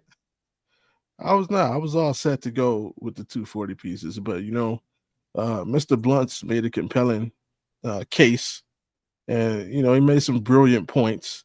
And, who am I to disagree with genius? So I'm gonna go with the Cleveland Cavaliers winning 13 games in a row as well. That's what's up, man. That's what's up. All right, y'all. So you know how we do. As we get closer to the close of the show, we got a couple more things that we want to throw in, and just to highlight some more important instances that have happened. And I'm gonna drop one of them on us real easy, man. This is the quick one. So these are gonna be our buzzer beaters for the show today. And of course, somewhere in there we had this conversation, but I think we didn't take it in this angle. So, of course, right now, big as can be, it's everywhere, it's all over the place. We can't escape it. Luka and LeBron, of course, have happened, and other trades, and we'll get into the other trades. So we'll start at the top. Luka and LeBron is going on right now. Somehow, some way, this is a coach's dream. Does JJ Reddick get any credit for recent success? Now, when I say recent success, the offense at one point in time looked a little herky-jerky. It didn't look as clean. But now that we've gotten a clear-cut picture of Luka bringing the ball up, directing traffic, LeBron running the break, layups, alley-oops, cuts to the basket, back cuts, backdoor screens, whatever it is, somehow, some way that's been implemented so that Luka can quickly identify it and make, really good playmaking decisions. Are we still putting this on LeBron and Luka being great? Or do you? Then it's like, that's why I said this is really short. Do we want to give JJ Reddick any credit in this factor? Because a lot of people behind the scenes and podcasts are saying that even though it's LeBron and Luka, JJ Reddick is the mastermind of how this offense is being ran, because they described it on the show that they had over the summer, but they just talked about it with LeBron running the point. Now that it's Luka and LeBron's doing the running, it's a little different. So we giving JJ any credit, guys? We'll start at the top right. Bobby, what you think? No. Like, what kind of question is that? Look, JJ Reddick is a genius at basketball. I love the podcast. I love the breakdowns. But guess what? JJ Reddick is going to be the Lakers coach for a very long time. And JJ Reddick is not going to get any credit for a long time. He's Steve Kerr now. Steve Kerr is one of the most underappreciated coaches in the history of the league. Why? Because he has Steph Curry, Kevin Durant, and Klay Thompson on the same team. You ain't got to coach. I could have coached that team and won a championship. Like, there's too many possessions in the game. I literally see LeBron cross half court and go, throwing it to the other side of the court to Luka. I can coach it. Hey, LeBron, Yeah. There you go. That's all you got to do. Like, nah, he does. He's never gonna get any credit, even if he deserves it. Like, and that's part of the sad thing of coaching LeBron James Facts, and man. now Facts. Luka. Yeah, now Luka, which makes it even worse. Bobby Blunts, your thoughts? I got to give him some credit, and this is mainly why. When the trade first happened, a lot of the talk was, hey, the Lakers have really set themselves up great for the future. In the next coming years, they're going to be something special. And, they're already clicking with that chemistry right now. Granted, Luka has a huge chip on his shoulder, but I think JJ has been able to kind of speak to him as being such a recent kind of player coach and being able to figure out the best ways of getting stuff out of him. Now, granted, to Bobby's point, he could probably just be, sitting on the corner reading a newspaper, and they would still probably have, equal success. But, I go back to like the first year the Big Three in Miami was created, and they really were struggling early in the season. And then after the All-Star break, they started putting like wins together and stuff. And granted, these are like two different eras, but Spoelstra never got any credit for that team. Still to this day, really doesn't. And I think the only reason he's gotten recognition lately were the runs with Jimmy Butler. So when I take that all the way back to like JJ Reddick, and this actually being his first year as a coach, I got to give him some flowers, because whether it's him not getting in the way and just like not fucking stuff up, you still got to give him credit for them now being a 2 seed when they were a play-in team before the All-Star break. So not complete credit, because granted, LeBron and Luka are doing the heavy lifting, but I think I got to give him at least some credit. Some credit is good, but it's way better than none. Jay, it's on you. Yeah, I agree. I agree with, I guess, both of y'all at the same time. I think Oh, there is pause. no man. Why, man? Damn, man. So like he can't do enough, but at the same time, there's nothing he could do. I think when it comes to probably role players, that's where he probably earned his money at, right? Along, this year, will be with the role players. Just simply, telling them, look, this is their show. I think also just noticing that, and I've been noticing that there are some times where I don't know if Luca's just not gonna pass LeBron the ball sometimes because he's just Luca, and like I'm Luca, you know what I mean? But I like the way they've actually kind of just take on their own or like defer to another at the right time. It just seems like Luca knows when to keep the ball. He just keeps it. He'll pass it off somewhere else. Just like you said, LeBron, all he does is pass the ball to Luca, and that's an easy job. But just the fact that nobody's having this little take of, oh, they don't know when to pass each other the ball, or at the end of the game, who's gonna I'm glad that we're not hearing that talk. um, I'm glad they've been winning the way they've been winning, because I'm tired of hearing that when two legends get together. Oh man, who's gonna pass the ball to who? I hate that. Like There's let only them one figure it out. ball. Yeah, like let them figure it out. Like, damn, you might have one savant, you might have one person who's kind of passive, and how he is as a temperament is passive. So, you never know what you're working with. So just let them. If that was the case, just let them do. But JJ Reddick getting the credit for it, nah, nah. He can be. All you do is just be a therapist to the team. That is all you could really be. Like, well, right now, you know how to keep them going. Something don't look right, you know how to steer them in the right direction, or tell them like, hey man, let's just y'all just Do it. Just take care of it, or just ease up. Just plan it out. Just do it this way, or however he, just you pretty much just being a therapist. You know what I'm saying? It's like Steve Kerr. That's what just all you hear Steve Kerr saying stuff when you hear him. He sounds like a damn therapist. This is going this the same thing. Same thing. Just that's just a therapist for a bunch of pros, man. If they lose, it's your fault. He reminds Yeah. me a lot of Jay Kidd, like as a coach and stuff. And maybe that's why I'm like inclined to give him a little more credit, because like I'm thinking more like in the future, like he'll still be like kind of an established coach, and whether it's at the Lakers or somewhere else, like I think he's going to be coaching for a long time. So that's why I give him the sliver. Yeah, I definitely can agree with you on that. I think he's going to be coaching for a while. It's and I don't think it's going to be one of those short stints with the Lakers. And I don't think they're going to Luke Walton, JJ Reddick, where it's just like a year or two and then he's out mid-season. I think he's going to be around for a while. Then let's keep it rolling, because guys, this is the buzzer beaters, so we do want to, have some quick responses with this one. So we're going to keep it in the same vein. We're going to talk about some more trades.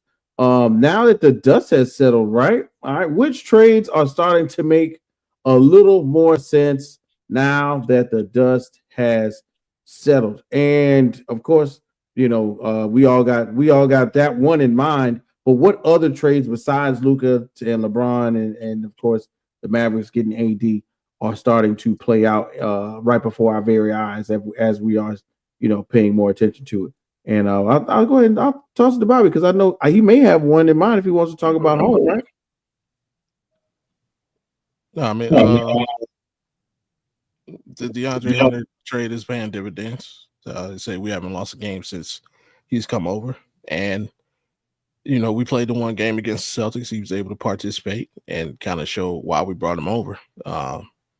Made those, Boston. When you guys play against us, he like to run that particular set where you get the matchup of JT on Garland.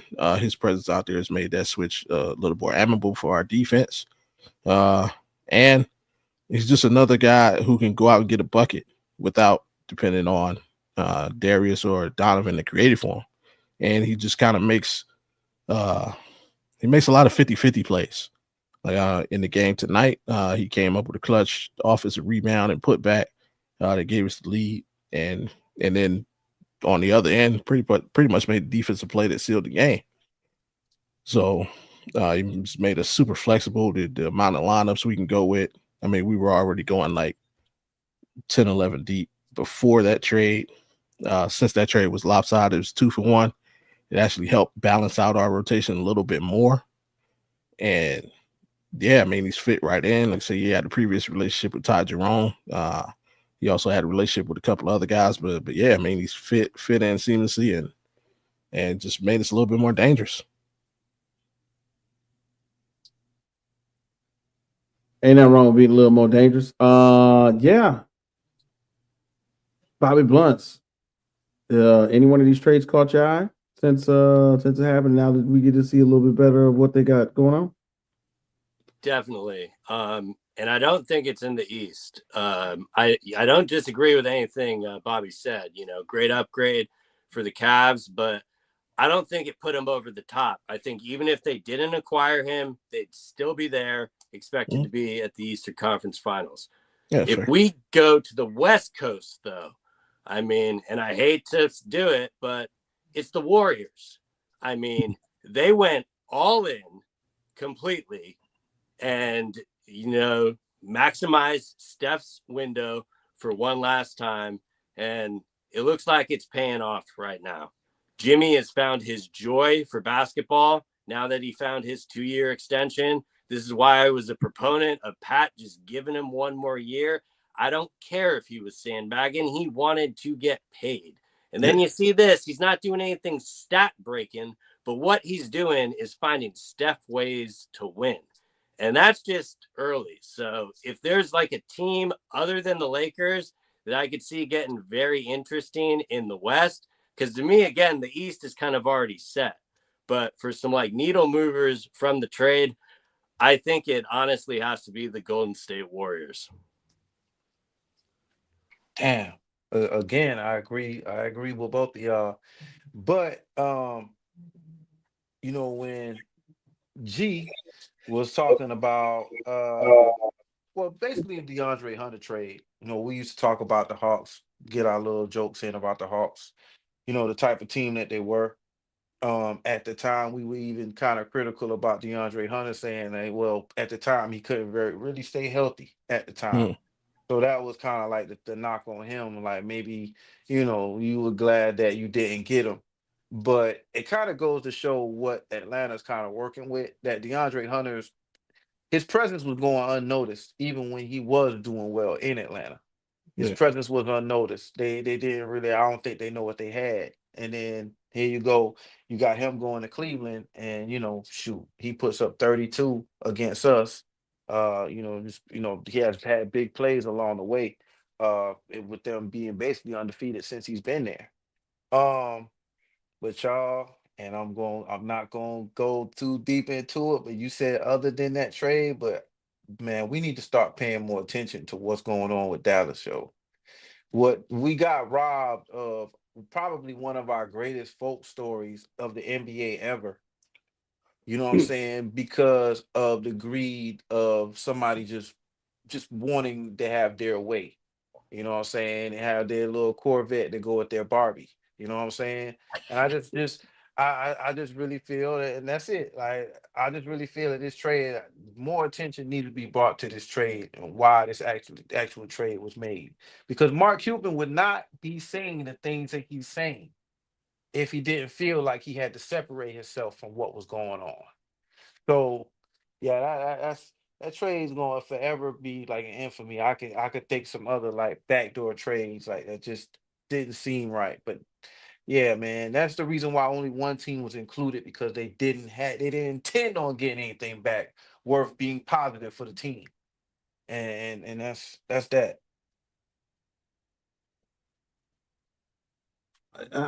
I got you. Hey, look, you got a point. You want to crash and burn. You want to, do the team. You want to do the team like Oakland. Like the A's, put out bad product and then eventually have a move.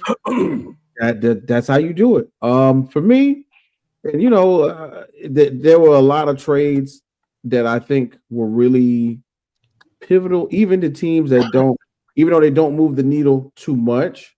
I think they moved it just enough. Especially for, I'm gonna give two examples. One, and especially this one, right? The first one is for a team that's really not, it's not going to do anything for this season. And that's the Spurs getting De'Aaron Fox, and magically, boom, they lost Wemby. Imagine them not having De'Aaron Fox right now to kind of go do what he's doing, and having kind of a rejuvenation of his season, which he was playing a little different in a Kings uniform. So big shouts out to De'Aaron Fox, and how that's going to prevent, not prevail him, but prevent the Spurs from having, a poor outlook on the remainder of their season. And then I want to give a little love, man, to the Eastern Conference, man. One-time champs. Kyle Kuzma is actually making a little sense in Milwaukee. Just a little bit. It's giving them another option.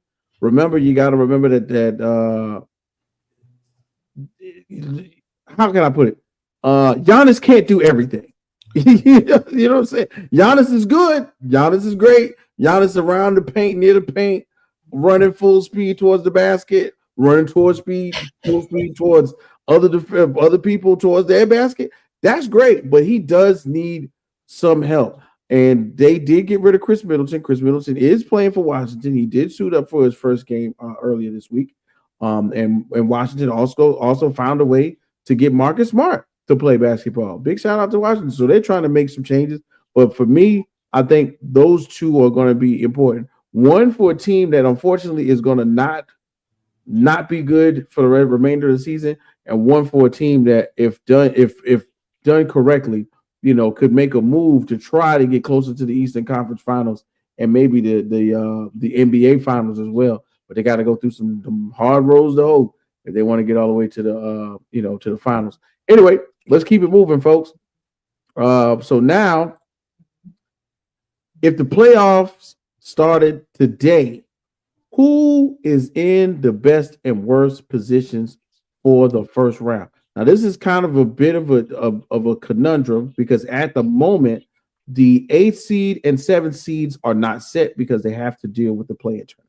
So as we look at what is stable, which would be 4 through 6 for the Eastern and the Western Conference, right? Who should not be where? Who's probably mixed up in this right here? And I'm gonna start right here in the Eastern Conference, man. I think that this 3-6 matchup is a sneaky low blow to the Knicks because right now, although Tom Thibodeau is the Knicks coach, they're actually one of the worst defensive laden teams in the league on the regular. Right now, Jalen Brunson is getting picked on in that pick and roll with somehow, some way. He's getting isolated. Although they can score, don't get me wrong. With Cat, the addition of Cat, they can score. Is this where we see the deficiencies become evident for having a Jalen Brunson going up against Cade Cunningham every day? 3, 4, 5 games of having him guard a prolific scorer, a young scorer, a hungry Detroit team. I think that is one of the worst places for a matchup right now, which is that 3-6 in the East. Now in the West, one of the best matchups, I think, to be real with you, is at 4 and 5. And y'all, of course, everybody can kind of mix and match it. But of course, right here, as of right now, 4 and 5, that Grizzlies Rockets matchup, this is going to show us the future. This is the future of the Western Conference. Right now, of course, OKC is the present. The Nuggets is kind of somewhat of the present as well. I think getting that Grizzlies Rockets matchup with Ja Morant, Jalen Green, Triple J, this is going to be we're going to be headed for the next 4 or 5 years. So as you all take a look at it, and of course, if you want to, you're more than welcome to speculate of where that 8th seed and that 7th seed may be, or who it may be. But right now, if you want to focus on what is locked in, let's look at what's locked in. Let's go ahead and jump it off right at the bottom, man. Bobby G's right here. Which one are you looking at? Who is where you think they should be, and who is where you think they should? Something that I hope happens. I'm gonna go ahead and take your logic, and I'm gonna flip it on you. You were saying you thought that we get worn down before the Eastern Conference Finals. Should we play the Celtics? So I'm gonna go back at you. I'm looking at the Miami Heat right now, holding down the 7th spot, and if they continue to hold that down, I think your Celtics need to be worried about facing the Heat in the first round. That's a team that knows that they can put you out of the playoffs because they've done it. Granted, Jimmy isn't there, but I don't think the rest of that roster is afraid of Boston. And right now, for a fact, like the one coach that I know or would not be surprised if to outcoach Joe Mazzulla is Eric Spoelstra. I mean, a lot of people think he's the best coach in the game right now. I'm one of those people. But yeah, if I'm a Celtics fan, I'm not happy with the Heat being at that 7th spot right now. You just had to go there, right? You just had. I did. That's all right. That's all right, though, bro. That's all right. Jay. Now we going Eastern Conference? Or whichever. Go wherever. Yeah, go wherever you want, bro. Whatever makes it work best for you. Y'all, I'm gonna stay on the same energy, man. I hope the Mavericks just lose out. I don't want to see them even approach or get close to the play-in tournament. That's gonna be a waste of our time, man. Like for real, it's gonna be a waste of our time. I don't want to see the Mavericks. I don't even want to see them in the play-in tournament. Like, no. I would rather see Portland in the play-in tournament. I don't want the Mavericks. Just let them forfeit the rest of the season, man, and get the Blazers on in there, man. Hop on over the Suns. But nah, seriously, the team that I think they need to worry about where they are. I'm gonna be honest. I expect more out of the Timberwolves, man. I expect more out of them. I mean, they should not be like they should not let the Warriors um dump them out of the last spot that's free from the play-in tournament. I think that's a disappointment if I'm the Timberwolves. Like I don't care who they got. I don't care what type of trade that they made. Our team should be suitable enough to make it at least. We should be in the 4 or 5 spot, not the Rockets or the Grizzlies. You know what I'm saying? The Grizzlies are they haven't been playing well. Just to sum it up, they haven't been playing too well. They won some games, but they haven't been playing too well. So well, this takes for them. But as of today, I think the Timberwolves in a weird spot, man. They should expect more from what they wanted from themselves. Facts. Man, this is crazy, right? Weird. It's weird to see what's going on in the East with the Heat, right? But somehow, some way, are you in that same vein now, Bobby? That Celtics matchup could be your ticket in. You know, I mean, that or the Cleveland matchup. I mean, I could see them falling into the 8th, and nobody wants to see the team in the first round, just because of Spoelstra. But at the same time, like if I were to label one from each conference, it would easily be the Knicks and Houston. I know Houston's young, and they've looked good this year, but I think that's a little fugazi in the playoffs. I don't think they'll be able to maintain. They seem like the most labeled one and done team kind of on the slate there. And the Knicks, like I can't believe the amount of money Jaylen Brown left on the table for this type of build. Like I consider them a more unserious contender than the play-in teams. And I know the standings like doesn't reflect that, but just the way Tibbs coaches, he runs the players into the ground. So by the time they get to the playoffs, they're falling apart and they got Band-Aids on. So it'd be easy for me. But if I put on the fam hopium, Bam has really struggled at the beginning of the year, and he has taken it over and kind of learned how to play without Jimmy. They never really worked together. They found ways to win elitely and stuff, but their styles did not match. Now, before Ware got hurt, they were moving Bam to the 4. So, like, if they're healthy, I'm going to always think that they have a chance. But, like, if I'm to single out one team in each conference, it would probably easily be the New York Knicks and the Houston Rockets, just because I think the Knicks have way too high expectations on them, and they'll, just fail at it. And the Rockets are just too young, and they're going to play other teams that have been in the playoffs. So those would probably be the two weaker ones. But, who knows what these last few weeks are going to do. But I think it's really just deciding that play-in matchup, and everything more or less is kind of locked. for sure. I'm to be honest, even though sometimes we skim over it, and I'm a victim of it too. I've done it before and go, who cares about the plan? I am interested in real life and y'all are talking about the Heat. I'm interested in seeing if that Hawks Heat matchup in the plan prevails to be a really good matchup. And then at the same time, the Kings and Mavericks right now is DeMar DeRozan and the new look Kings going to prevail against this. Nobody knows who's going to play for the Mavericks team right now. So I can't wait to actually see the play-in tournament kind of play out in front of our eyes. And then one more, fellas, I got. Let's go ahead and hit it up.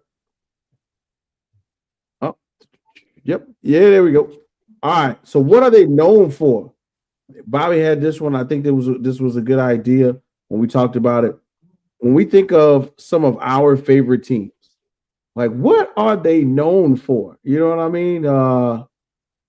at one point in time, the Clippers was Lob City, and although it didn't necessarily produce the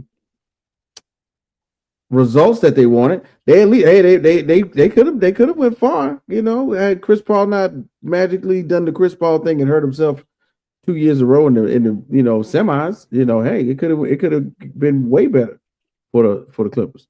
I'm trying to think of I was trying to think of a good one. I got one, but yeah, Bobby, this is your idea. So, what was your perception of what is your team, or what are the teams known for? Yeah, just something that we all have our favorite teams and we know our history. And Blunts is right there on the money. The Heat are not necessarily known for a player, but it's their overall culture. But like me being a Cavs fan, like something that we happen to be known for, people might not even realize, and until I start saying stuff, is we kind of like point guard youth for the NBA. Like ever since the 80s, we've had like elite level point guards. Like we've had Mark Price, Kevin Johnson, Terrell Brandon, Andre Miller, Brevin Knight, like Kyrie, Mo Williams, now Darius Garland. Like we've been blessed with being able to witness like stellar point guard play for over like 40 years. And like you wouldn't necessarily associate that with the Cavs. So like, yeah, like that's just something out of the blue. Dewan Wagner, I know, his illness kind of ruined his career, but at one time we had Dewan Wagner. So yeah, like Cleveland is one of those franchises that you can go to for, solid point guard play. I can dig it. Now that you put it, now that you reference it in that manner, right. I definitely can dig that. Yeah, but if I just said that to you in normal conversation, you'd be like, get out of here. Right, yeah. Nah, Cleveland point guards. But I was thinking about Derek Harper playing defense, but Baron Davis. No, Baron Davis played for the Cat. Sean Livingston was a Cat, So yeah, Sean Livingston was a Cat. That's another one. Yeah. Jay, you right there up top, man. What you got? Jail. What are the Mavericks known for? Wow. But yeah, Portland. Yeah. We took on the term the name Jailblazers for a little while. Sad to say that we, Dame, we had some things that kind of like help our spirit in some, in a way. But the Jailblazers has probably been the most prominent along the way. But Jailblazers, should I explain? No, we get it, bro. We get it. We know where you're heading with this one, man. Oh man, Bobby, you had the jersey. Break it down for us, man. What's the Heat known for? I mean, I know it might get kind of tiring, and this season it's probably more of a meme, but they're known for that Heat culture, which I will say is probably going to get tested this offseason. I think there're going to be a lot of eyes on Pat, seeing what he's doing.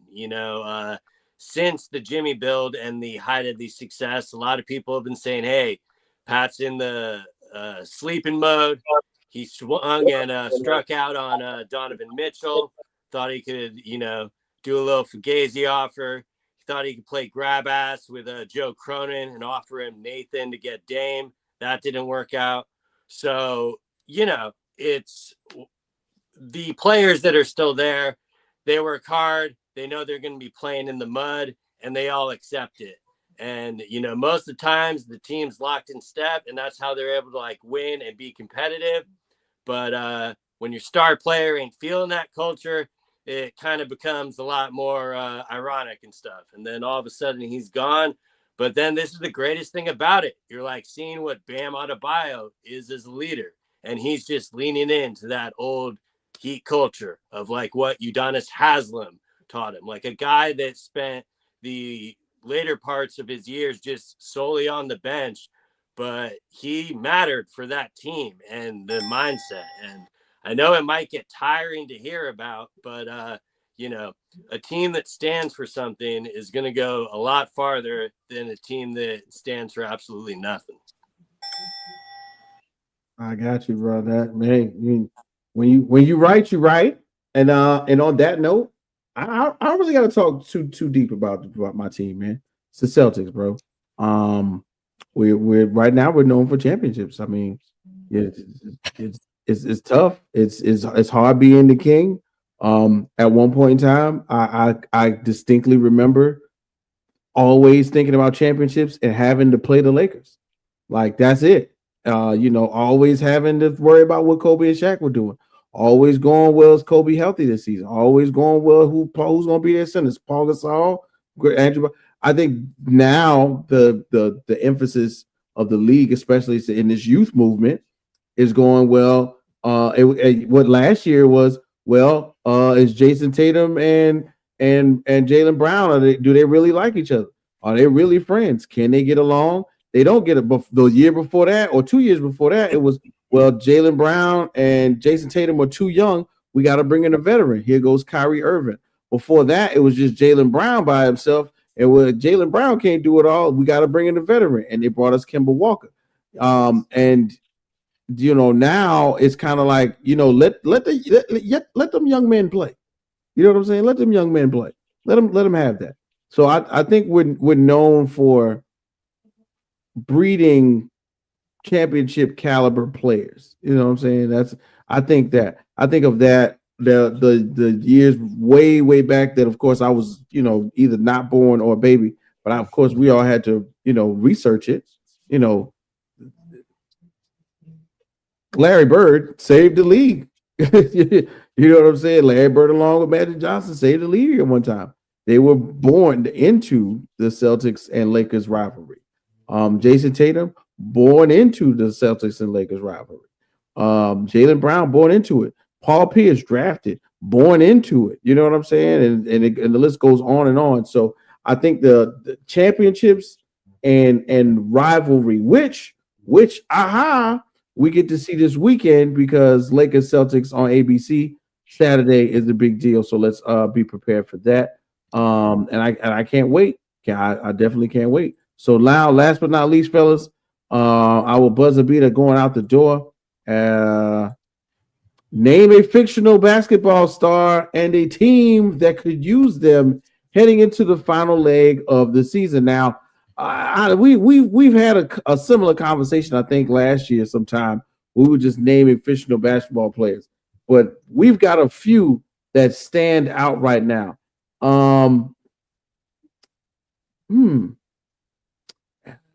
Jay, I feel like you might have the same one. I see it. I feel like I see it in your eyes. You may have one. Who you got? And where would you put him? And I wish I had someone different.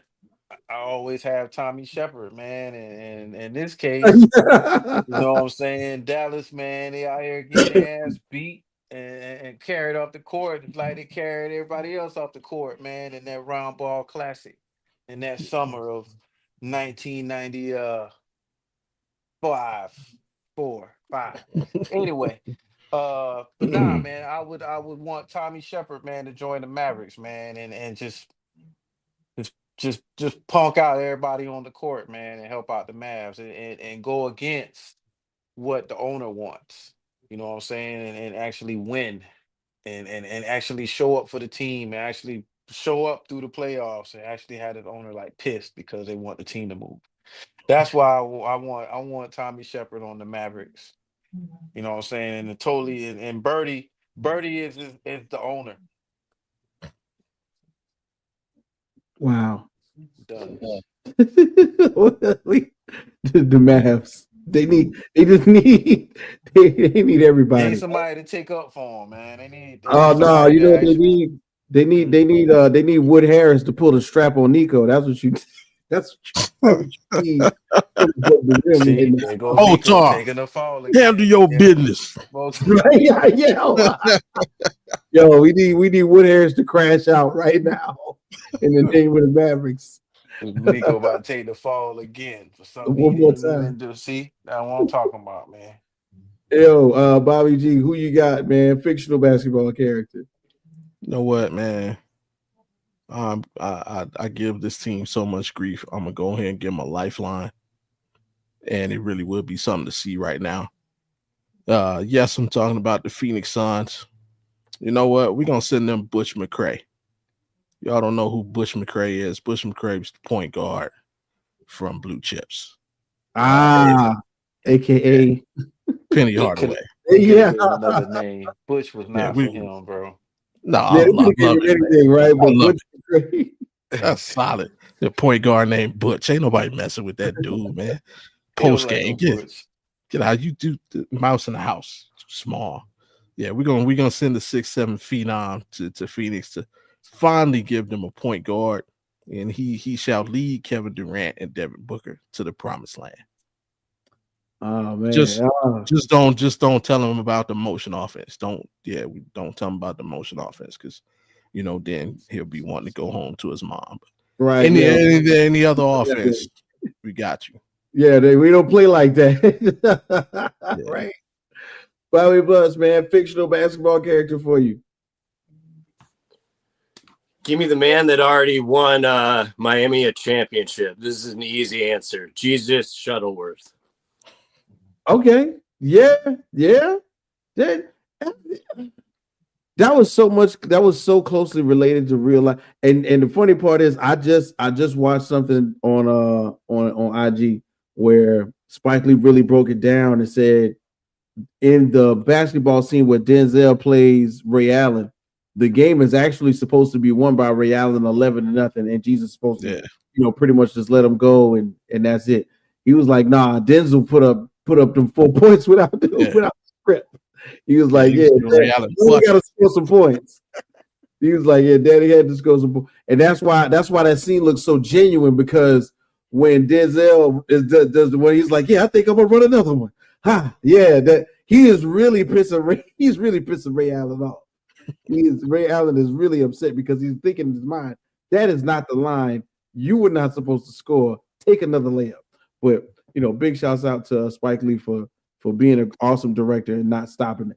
So while we was off camera, man, I had mine in mind, and I went to go look it up because I knew these names would be hard to find. But I found them. Okay. So in real life, this story kind of mirrors what took place at one point in time in Africa, as we in America sent basketball scouts to little small villages in Africa where the average height is 6'7" for men. The average height for the women was 6'8", but the international women's basketball hadn't taken off yet, so they really should have went down there for the women. But it's mirrored in the image of the movie called The Air Up There, which starred Kevin Bacon. And I want to give the 76ers, the Philadelphia 76ers, a real African hero to play basketball for. And I'm talking about Mufando. They barely said his name in the movie, but that was his name, Mufando, whose real name is Elo Mutombo.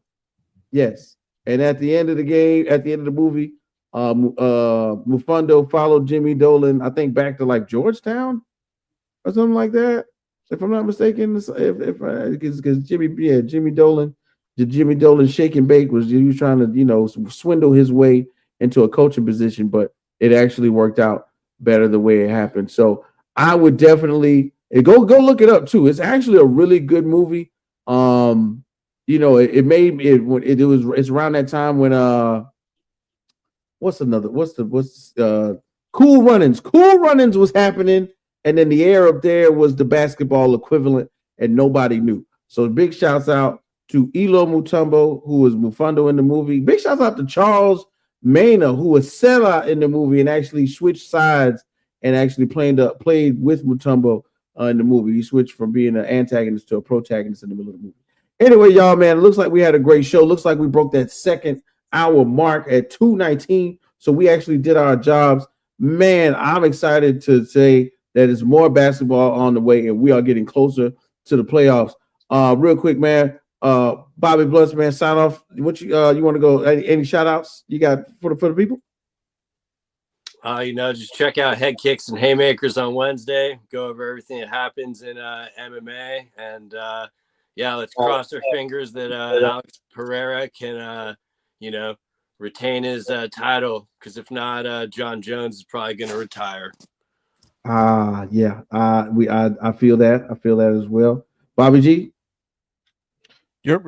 Thursdays and Fridays, Audible Sports Podcast. On Thursdays, 10 p.m. Eastern, 7 p.m. Pacific. And on Fridays, 7 p.m. Eastern, 4 Pacific. All right. Jay, what you thinking? Man, I'm just about everywhere you are. I mean, I'm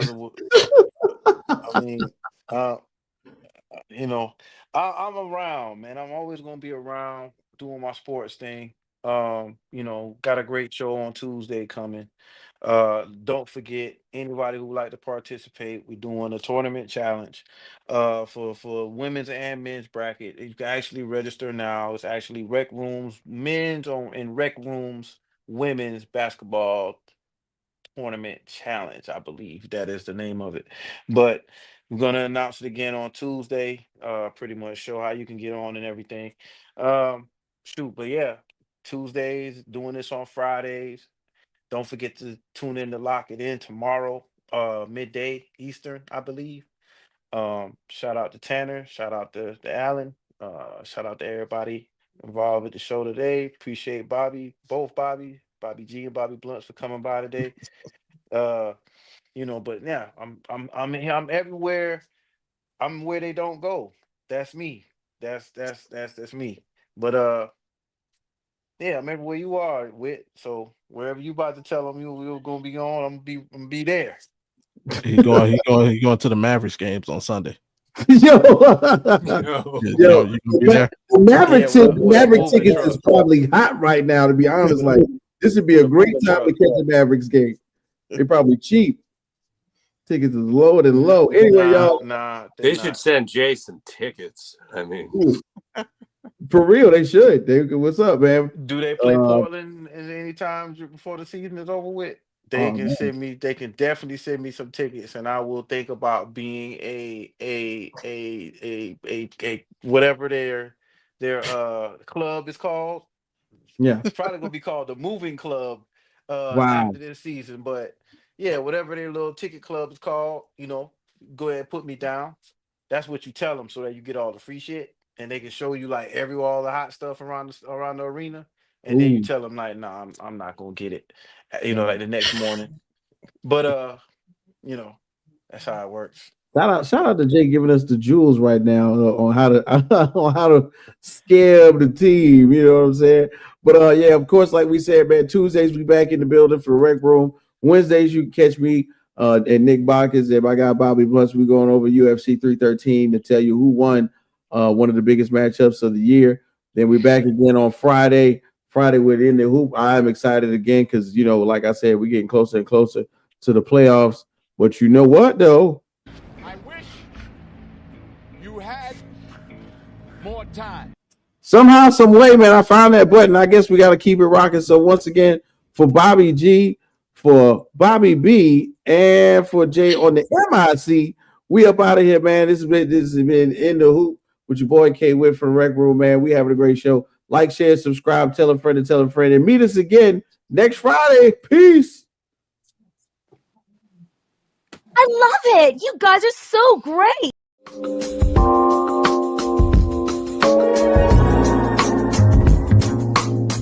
Subscribe now.